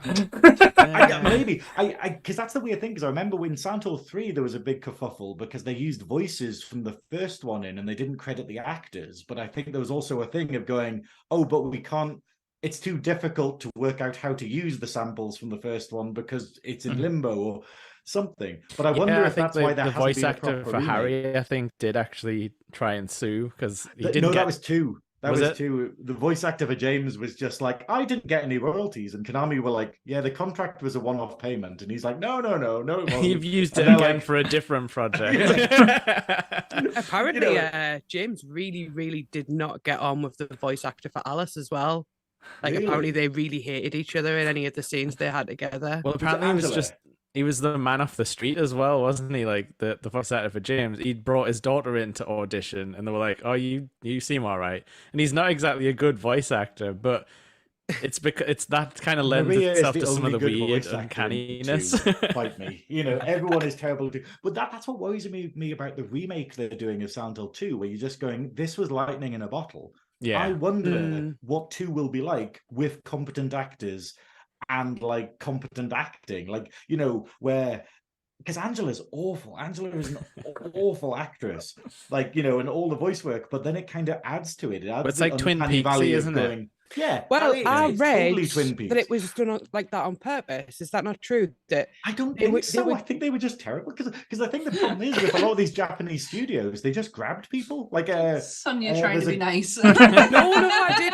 I read it very recently that they purposefully gave them poor translations and they weren't allowed any context, so that it sounded like their inflection and their tone was in the wrong places, because what they wanted was for you to feel uncomfortable through the dialogue. It worked. Actually works. When Jake said Twin Peaks, that kind of makes sense. It's that kind of almost sounds like they're speaking backwards. But you don't know, like you can't always tell if they're in on the joke either. Like in Twin Peaks, when you're like, is this supposed to be fun? Like the answer is yes. The people filming it know it's supposed to be weird. Yeah, but it kind of makes you like second guess it, doesn't it, at the time?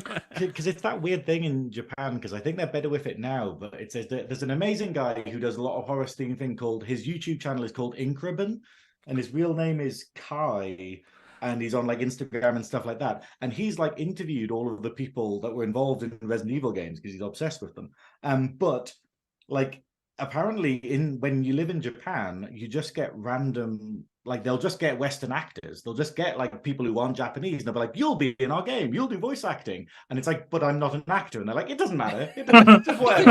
And they literally, Right like, language. all of the people, like in the original Resident Evil game, like, you know, the full motion video, like the actors in the original and stuff, where it's like, "No, don't go." You know, they're not actors. They're just people off the street where they went, "Oh, we'll put a beret on you. You're Jill Valentine now." Like they, and then the Japanese were like, "Oh, we don't even speak Japanese, so we don't know whether you did that line right." So yeah, So- you know, it's just going, okay, This great. looks like Chris's blood. Yeah, and you know, and I like the idea of it being like that, but I think with Silent Hill 2, because that was years later when they were a bit more savvy, there's Yeah. probably a lot of truth in And- them going, and "Hey, on- just be really awkward," you know. And on a bit more of a serious note, like the team who's taken it over, Bluebird team, they've got some really like problematic stuff in there, like horror games where it's like they've basically like vilified like mental illness and been like Right. and one of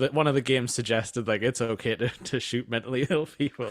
Wow. Oh my So god. so everyone's kind of like all the big Silent Hill 2 fans are like very much cringed when they were announced. So there's not much faith. Right. But they did announce Especially when 2 announce is the some one that new doesn't ones. need the remake. 1 needs Yeah. a remake. 2 is like, that's fine. With the fans have done a proper HD version of it that's all They souped did, up yeah. and everything. They fixed it. Yeah, you know, why are they doing 2? Like, but For the it money. makes you When wonder is if there is a scheduled to problem come with the out? rights for 1 or something. Soon. Like maybe I they think it's can't next use the year. name Harry There's no Mason in a date game yet. or something. Mm. There Well, hasn't but- been any releases this year at all, to be fair. So So going back on the topic we were talking about, Jake, what would be the game that you would go back to? Ah, Sorry, I totally no, I took us love off on Silent that. Hill's a great topic. It's so weird and interesting. I thought Jake answered. I did not. Did you not? I'm so Resident E- sorry. No, that's all right. I'm keeping up to date. Don't worry. Resident Evil 4 for me because Is that the one that you and Sammy just can't ever finish? no, that's 5. All right. Because Ah, 4 becomes less scary over time because it has the new game plus mechanic where you just keep on getting more and more powerful the more times you play through. And to be honest with you, that is more of an action game, like how Sonia was saying. Like there's a few horror in the horror genre that are more actiony, and that definitely is like a B movie action mixed with like there's definitely like scary parts, but I'd say it's like 15% of the time is horror. But it just gets so silly because you get like, you know, one hit kill gun when you complete it, like, and go through again. Then you're like, oh, hang on, now I've got infinite bazooka ammo. This boss is going down. Bless. That's what I needed in Bioshock, and I never got it. No, me and Jake are playing 5, Right. kind Well, of. we were until it deleted the save. Oh. Well, it basically like acted as if we didn't complete the chapter. Well, which it is don't count almost that I worse. saved it. I don't know. Okay. You'll have to check that. To be fair though, 4 has loads of replay value because of the mercenaries scenario. Like I spent days playing that, and you know where you get all the characters, you see how long you can last. And Yes, stuff you can that. actually That's like really play as good. Ada finally. And Krauser, I did Krauser all the time because you know his special move where he does the claw thing and it just goes like it just kills everything. But But yeah, that game's hilarious because like Leon's like just this like a smarmy asshole who's like trapped in a horror thing, but he's still like hitting on his like, you know, woman on the radio. Yeah. Oh, and he's working for the president. I didn't realize this when I played it, but apparently it's his first day on the job. Like which seems a bit odd. He's rookie cop Leon Yeah, S. so Kennedy. rookie. Yeah. So his first Oh my day on God, the he job had in the Resident worst Evil time 2, the city's been taken over and Yeah. everyone's dead. And then his first day on the job, I don't know why they went, "Hey, your first job is save the president's daughter." It's like, Prove your rookiness. Hey, he did and the it. president's like, "I've got others," you know. But it's I've got no special agents I can let away. We'll That's let it, the they're like, rookie oh, they're go. all busy, you know. And would anyone class the Gears of War franchise as kind of horror? Yeah, it's war. What? War is Damn. horror. Yes. Love them games. Again, I think it's super subjective. I think Mm. for some it'll be the epitome of horror, and for others it'll be Mhm. action. It's got the berserk. It's got the wouldn't, berserker but part it's where you got a have to lot of like tension. stealth. Mm. Oh, the berserkers Oh, are yeah. scariest. That's what I mean. Like, there's some tension in like there's some boss fights where you can't like hurt the boss, and you've got like it like only it can only hear you, can't see you. Mhm. So you've got like Yeah.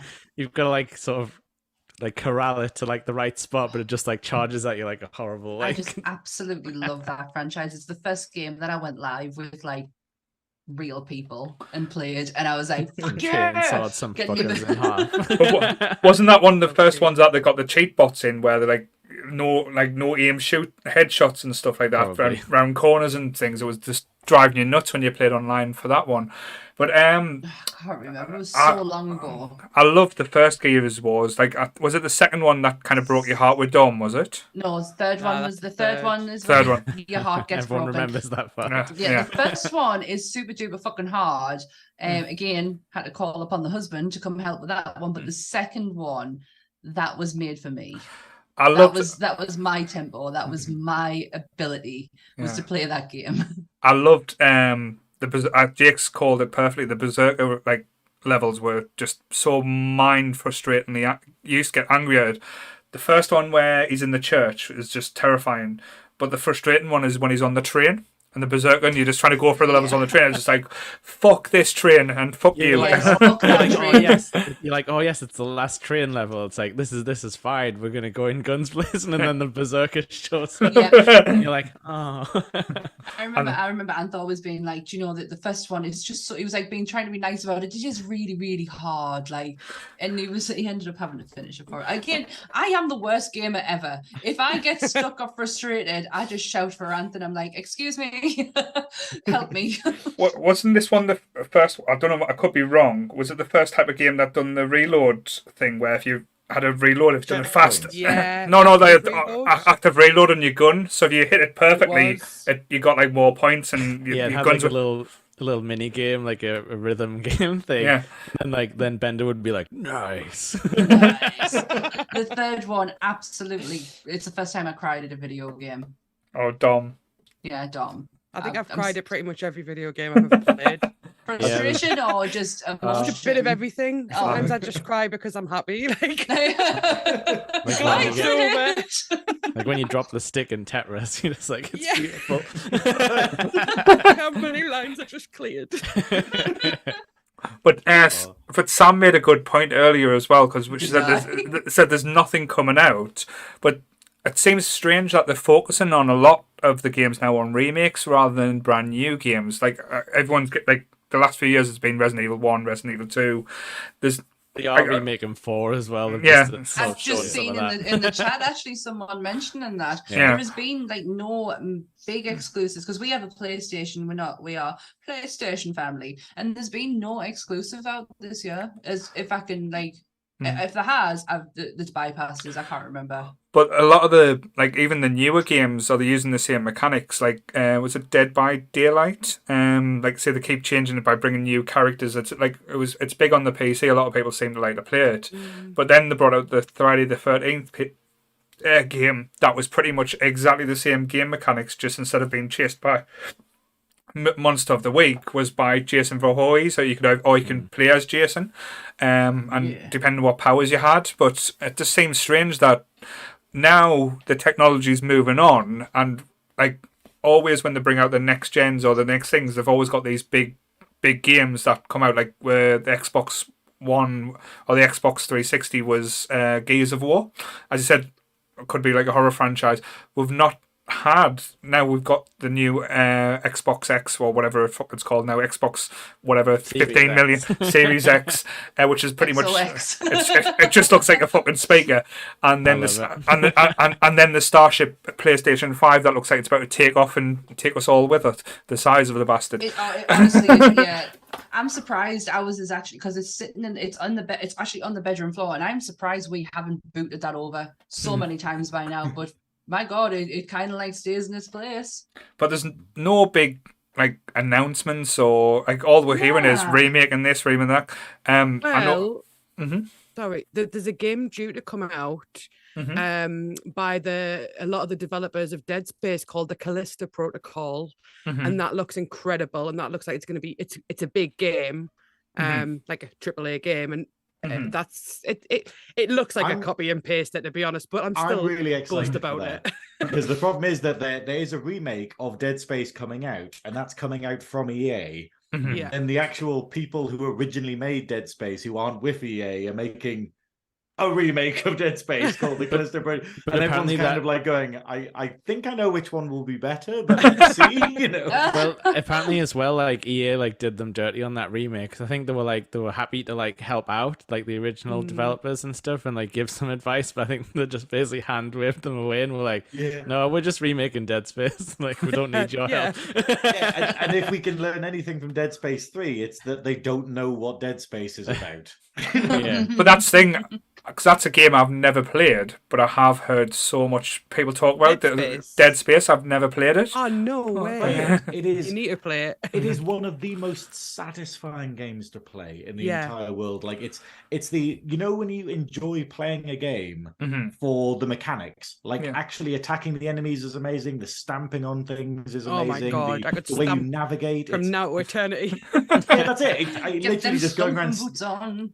It's wonderful because the way it works is obviously unlike other games, you don't shoot the zombies in the head. You don't shoot the monsters in the head. You have to cut off their limbs. And then once you've cut off all their limbs, they can't attack you. And then you can stamp on their heads and stuff, which is brutal in its own sense. Who cares? It's so but good. but it's just so satisfying. It's like playing that game. it's got like Event Horizon vibes as well, like as in I like love that film you know, so like much. they uncovered an ancient monolith and then everyone turned into like flesh monsters. Well, basically, Dead Space is that they just went, hey, Resident Evil 4 is amazing mechanically. Event Horizon is amazing thematically. Yeah. You know, like, that's How do we get basically zombies in space?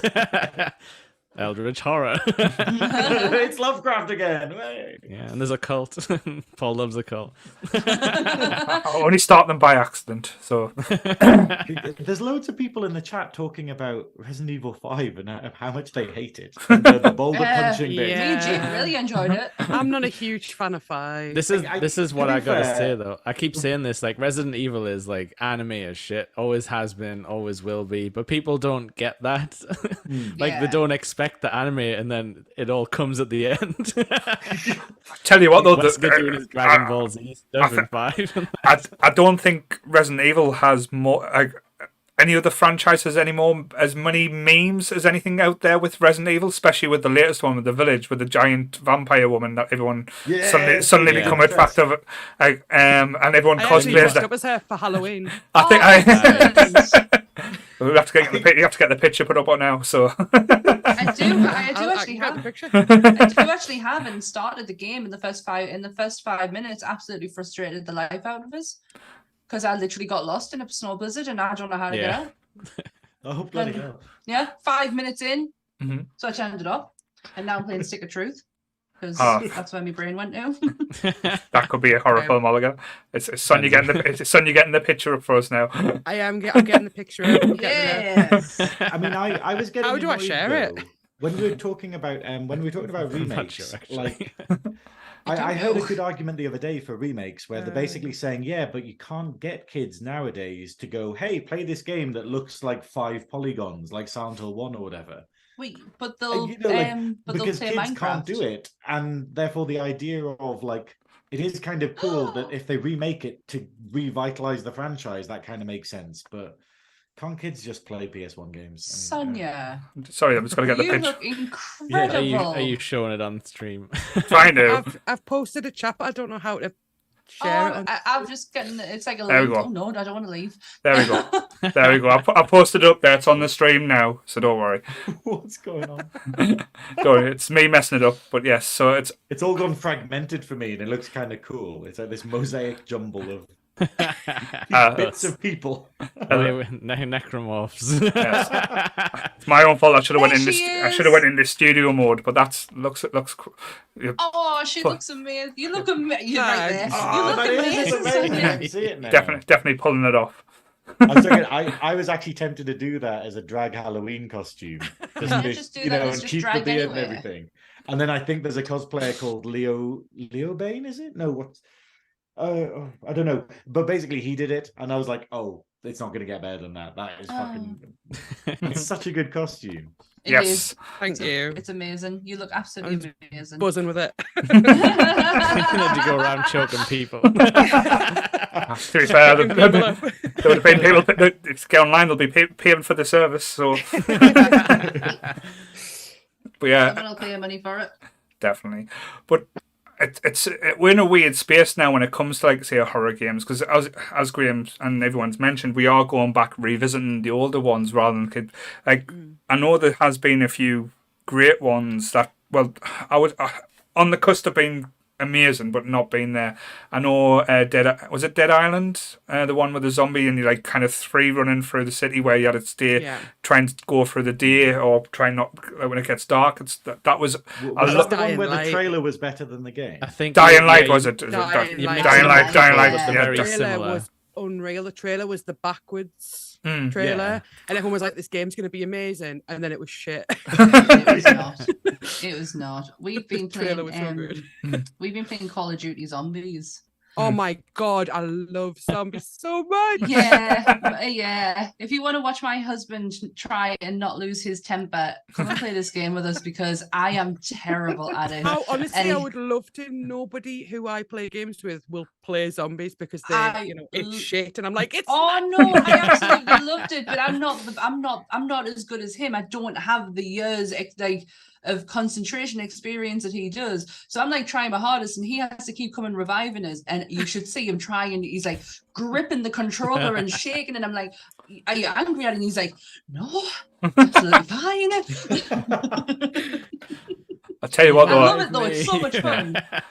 There's- If there's, I know which one Graham's going to pick, but if there was one game, because we've talked about remakes as well, if you were going to go back and modernise and remake now, which ones would you pick? Wait, no, I'm actually really excited for Graham's answer. I don't know what. To Well, Paul, maybe that'll surprise you. Cool. I'll start with mine. I would love to see a modernised and like an up-to-date version of Left 4 Dead, All right. Yeah. because I think Yeah. it still mechanically it works well now, but it just lacks a bit rough around the edges, isn't it? Yes, so I would love to see a polished version. And They tried it. It's called Back for Blood, but it's like it doesn't have like the same heart that Left 4 Dead had, Yeah. if that makes sense. yeah. That's so much fun, man. Yeah. Left 4 Dead 2 was actually quite good as well. Normally the sequel, even though it's exactly the same game, there's not really much changed in it, but it's just more violent, I think. But I would love to see a Left 4 Dead remake or a modernized version. Yeah, Cool. What I about, would. what about you, Jake? I don't know if there's anything left that hasn't been remade. Or it's I'm like kind of two in the games same ever. boat, Jay. What about Oh, Zelda? it had a 3DS remake. Oh, I did it. Master, yeah. I mean, it would be nice if they did if they put that 3DS, like the two of them on the Switch, because I mean, nobody's gonna dig out the 3DS, and scalpers are probably putting the cartridge on for like, oh, it's like 70 quid now just because we held on to it. Because Now you Nintendo have to pay. doesn't always remake things. The bastards. But no, like honestly, like a lot of the stuff, yeah, I think everything that I liked has or is in progress of being remade. I don't know if I will play the Resident Evil 4 remake because I'm not sure what you could really do to that. And it still feels pretty modern just because like I'm technically an old gamer now. And I had it on the GameCube when it came out in like 05, so that doesn't feel like too long ago as far as game graphics go. Coming from us Master System players, like Amiga, what was it Amstrad 64 as well? I had. Well, that's the fun thing about like even like we've grown up throughout the entirety of the video games. Like we've seen it all. Like seen how like rubbish it started out. I've seen things would make you. I've seen things, man. I'm not particularly qualified to answer this question because I haven't played a lot of older games of horror to say I would like a remake of one. Cool. No, that's fine. What about you, Sonia? I know you look like you're deep in thought there. I know I'm really struggling with this one because the games I'm thinking I'd love to see polished are also games that are perfect in their own right. So I wouldn't want to change them. And I know that they did remaster Alan Wake. I've honestly not touched it because I'm so happy with the original. I don't need. So I'm thinking, would I want to change anything? Like maybe do it as if you could get something remade and they did it well. Yeah. Okay. Well then. Okay, so I've got two answers. I feel like I've really struggled with just having one answer tonight. That's fine. So my two would be Fear. I think if they Oh, redid Fear and they redid it really well. Yeah. And actually Amnesia, if they were to do like Amnesia today, but have it still be brilliant and still capture that same tension.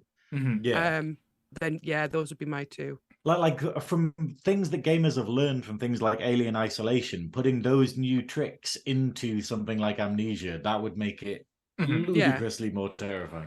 Absolutely. Or just give it a massive budget, because wasn't it like just a one person tiny project? Little studio, like and think about it as well. We've got VR now as well. Like, say, imagine getting like a headset on doing something. It is available. Amnesia does have a VR mode. It did have a sequel, didn't it? Machine for Pigs, but I don't know if people enjoyed that as much because it was a bit more complicated. I enjoyed it as a game, but it didn't feel like it was a sequel. It felt like it was just part of the same title. Like it didn't feel like a continuation of.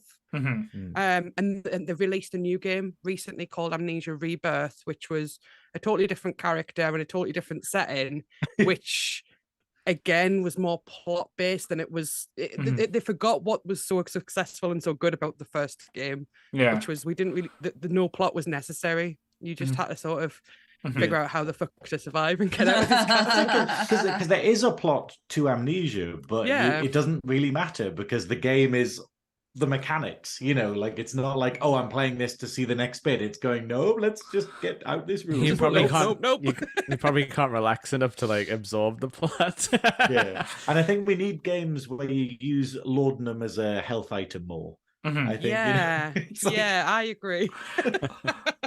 What about you? Are you, Graham? Are you going to go Silent Hill? Or? Naturally, I would go Silent Hill because that desperately needs a proper remake. I mean, you could make it into the scariest fucking game in the entire world if you did a proper remake of Silent Hill. But for my answer, I'm going to go. I'm actually going to go Nightmare Creatures. Cool. Because I still don't think there's a game like it where it's the idea of it's gothic horror with gothic third-person horror with Street Fighter combos. Like nothing exists like that I can think of. It sounds like the best action movie also, so let's make it a movie as well. It was really annoying. This is me being nerdy as usual, but it's basically like back when it came out, I was part of the fan club, so which was really disappointing because there was a Nightmare Creatures 2, which is fucking awful because basically Soul Reaver came out and the entire creative team went, we need to make a game like that, and forgot everything that was good about the first one. Oh, did it split the fan club into... Oh yeah, totally. Because the problem was that it was like, it was awful because it was like at the time we were getting updates, like we were getting like secret updates from like their webmasters and stuff about how Nightmare Creatures 2 was progressing, and it had all this crazy stuff in, and then Sony just turned around and went, nope, release it. You have to release it in the next couple of months, and they're like, we're not finished, and they were like, no, just put it together. And literally there was meant to be 2 playable characters in the second one, and the other one was going to be like a ninja, so it was like there was going to be like different story trails, and where the actual Nightmare Creatures 2 ends is like the halfway point that they planned, because it literally has an ending of, oh, you kill this monster by blowing up like the Eiffel Tower, and then it just goes, oh well, Crowley must have got away or something, and then it just credits roll, and you're just like, what? Like, so genuinely. You need like the entire franchise remake, like you need to finish it. It was a great concept, but it was just this what the fuck, and all this stuff that we'd like heard about, and we'd seen sort of like what are those things called? When you sort of propose a thing and you kind of put together a presentation and stuff of all the planning, like all the stuff from there, you're like, it just isn't in Nightmare Creatures 2. But yeah, I would remake Nightmare Creatures, and if that was successful, Nightmare Creatures 2, but in the same vein as the first one. Cool. Because in the first one, you have like all these combos you can do, and it's amazing because there's like 30 different combos per character. And then in the second one, there's one. You literally there's 2. You can either do an all kick combo, or you can either do a all 3 X's combo or a 3 square combo. That's it. And you're like, what the fuck? Anyway, that's my ramble about Nightmare Creatures 2. So, to finish it off, I'll say an interesting question I was just thinking about asking as well, because I know we've been getting on there, just looking at the time. Think of a game that you love that's non-horror, and what would you name as to try and put a horror spin to it to make it interesting? Oh my god. So I've got the perfect answer. So I'll start with one. I would love to see Stray, like the cat one, but with zombies, like the cat fighting zombies. That's great. That's a great idea. That's a really good one. Sounds distressing though if you die. Cool. Oh gosh, that's so hard. I've got one. I would take Mario, right? Mm-hmm. And I would make him voiced by Chris Pratt. I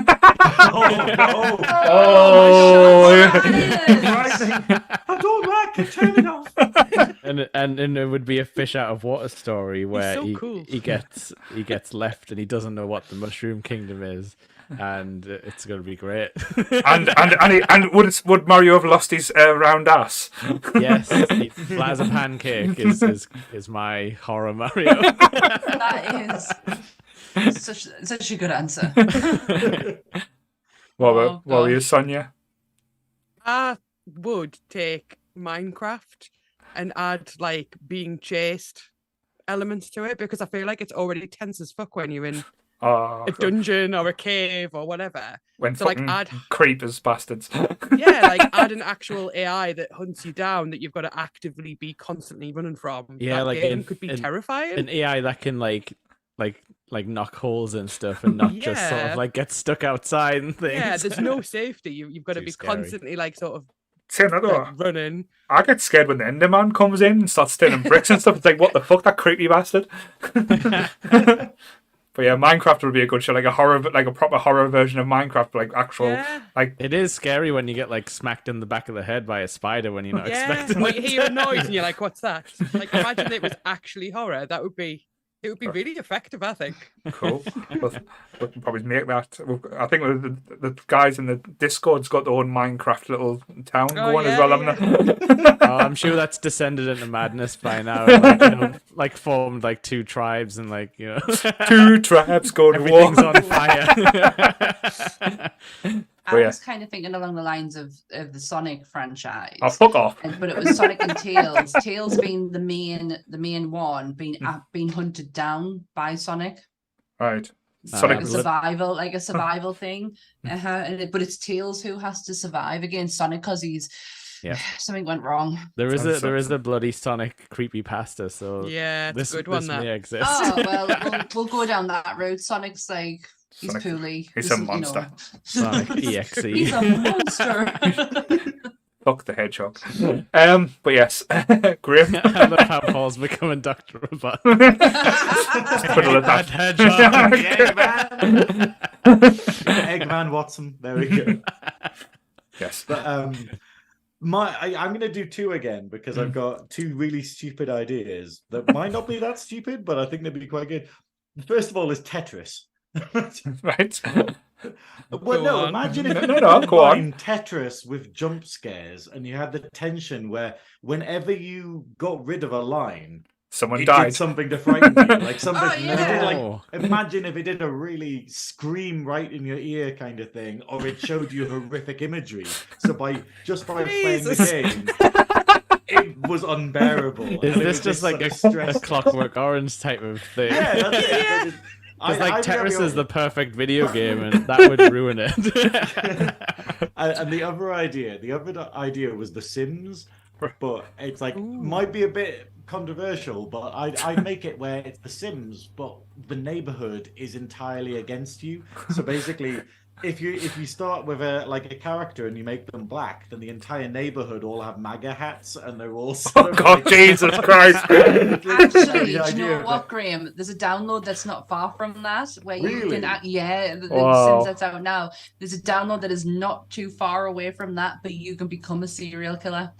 But that's it. But if you make the neighborhood antagonistic, where you make it where basically people are smashing your windows and stuff, or the idea of you play a level, or like the city you pick is from the 1920s and you're playing a woman, and it's like, hey, get a job. Oh, you have to work really hard. Oh, these things happen. Like, you get minimum wage. Yeah, I do like a political one. I do So a political basically one of just basically making- going hard mode for society. Yeah. You want to But take the as Sims- escapism away from the Sims. Yeah, that's Yeah. exactly it. It was like, Welcome to the like, real world, motherfucker. rather than me always being the killer, rather than like the fact of going, oh, there's lots of people in this town. They'll look good as gravestones. I'll just which is the way every playthrough of The Sims ends with me. It ends up with me married to all of the men in the neighborhood and everyone else dead. I'll just like I don't make the rules. have like a crack house next door and stuff like that, trying to keep the party down without getting shot. I am the Michael Myers of The Sims. Literally just- But like Michael Myers, if he ran like a really toxic polycule. yeah, that's it. Lee has suggested Truck Simulator. It's With just Goodwill is driving. It's the shittest game in That's the world. scary enough. It's terrible. Yeah, but Goodwill is driving. To be fair, he crashed a few times. He wasn't even that good at that. That's why it's a horror though. That's why it's horror. Goodwill's Goodwill's in the coming driving to seat. Sunderland in a Mack truck. Bless him. Someone suggested Mega Man. That would be amazing. I don't know how you'd make it horror, but it's Spectrum Sanctorum. Why Oh can't I yeah, there remember? are buddies from America and the American Amazing. podcast that I That guessed Mega it Man's on. a great That's it. That's who Jake cheated on us with. Went on the podcast and said they had a better podcast set up than us. So yeah. I still don't see any animated bumpers here.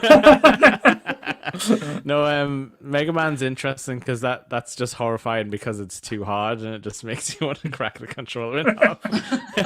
I could not imagine Jake wanting to crack a controller in half. Like I cannot imagine you getting angry at any video game. Well, I mean, I do, but nowadays I just give up and move on. But when you're a kid and you've got no money, like you didn't have much of it. Oh no, that was the thing. Like the controllers now are worth more than like the actual There's that as consoles well. were back in the day. So you have to be very careful with them. Like my Xbox controller now, the rubber's about to run off, so I'm a little bit gutted. But And has chucked an Xbox 360 controller off the floor. It's bounced and hit me in the chest as I was walking past. Oh, no. That was not Very, fun. very No quick wonder I've comment. got chest problems now. It's like, damn Xbox. yes, Fucking Xbox 360, and they are not small. no, No, they're pretty chunky. yes, Yep. No, not worse than the N64 horror controllers. That were the worst controllers in the world ever. Oh, my favorite Someone with Love one of them. them. It's My cause of favorite death, controller. N64 controller.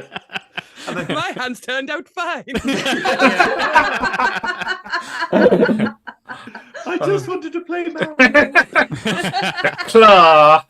But yes, I'm going to put the actual the Silent Hill effect on to fade us out as well, so we can finish off with the things.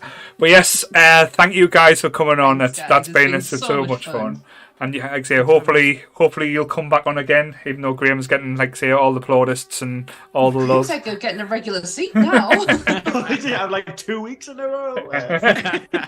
Trying to think what's it next week. It's the 100th episode. Fuck. It's the 100th episode. It is next week.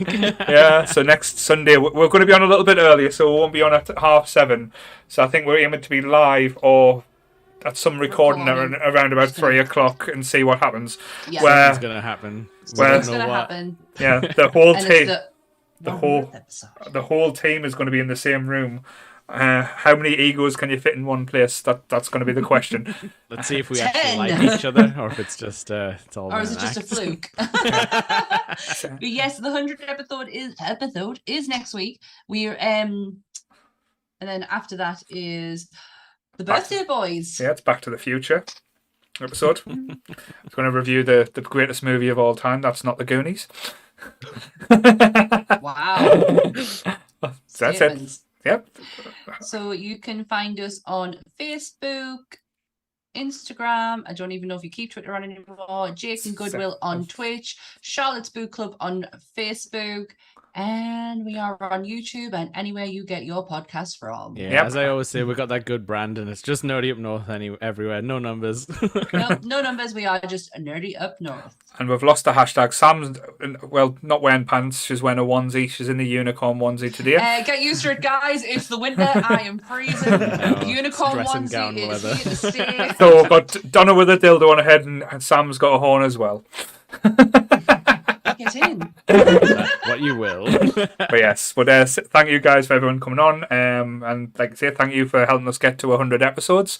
I thought we'd fuck up by now and say something to get us stuck off a line, and we've not had many problems, so that's all good.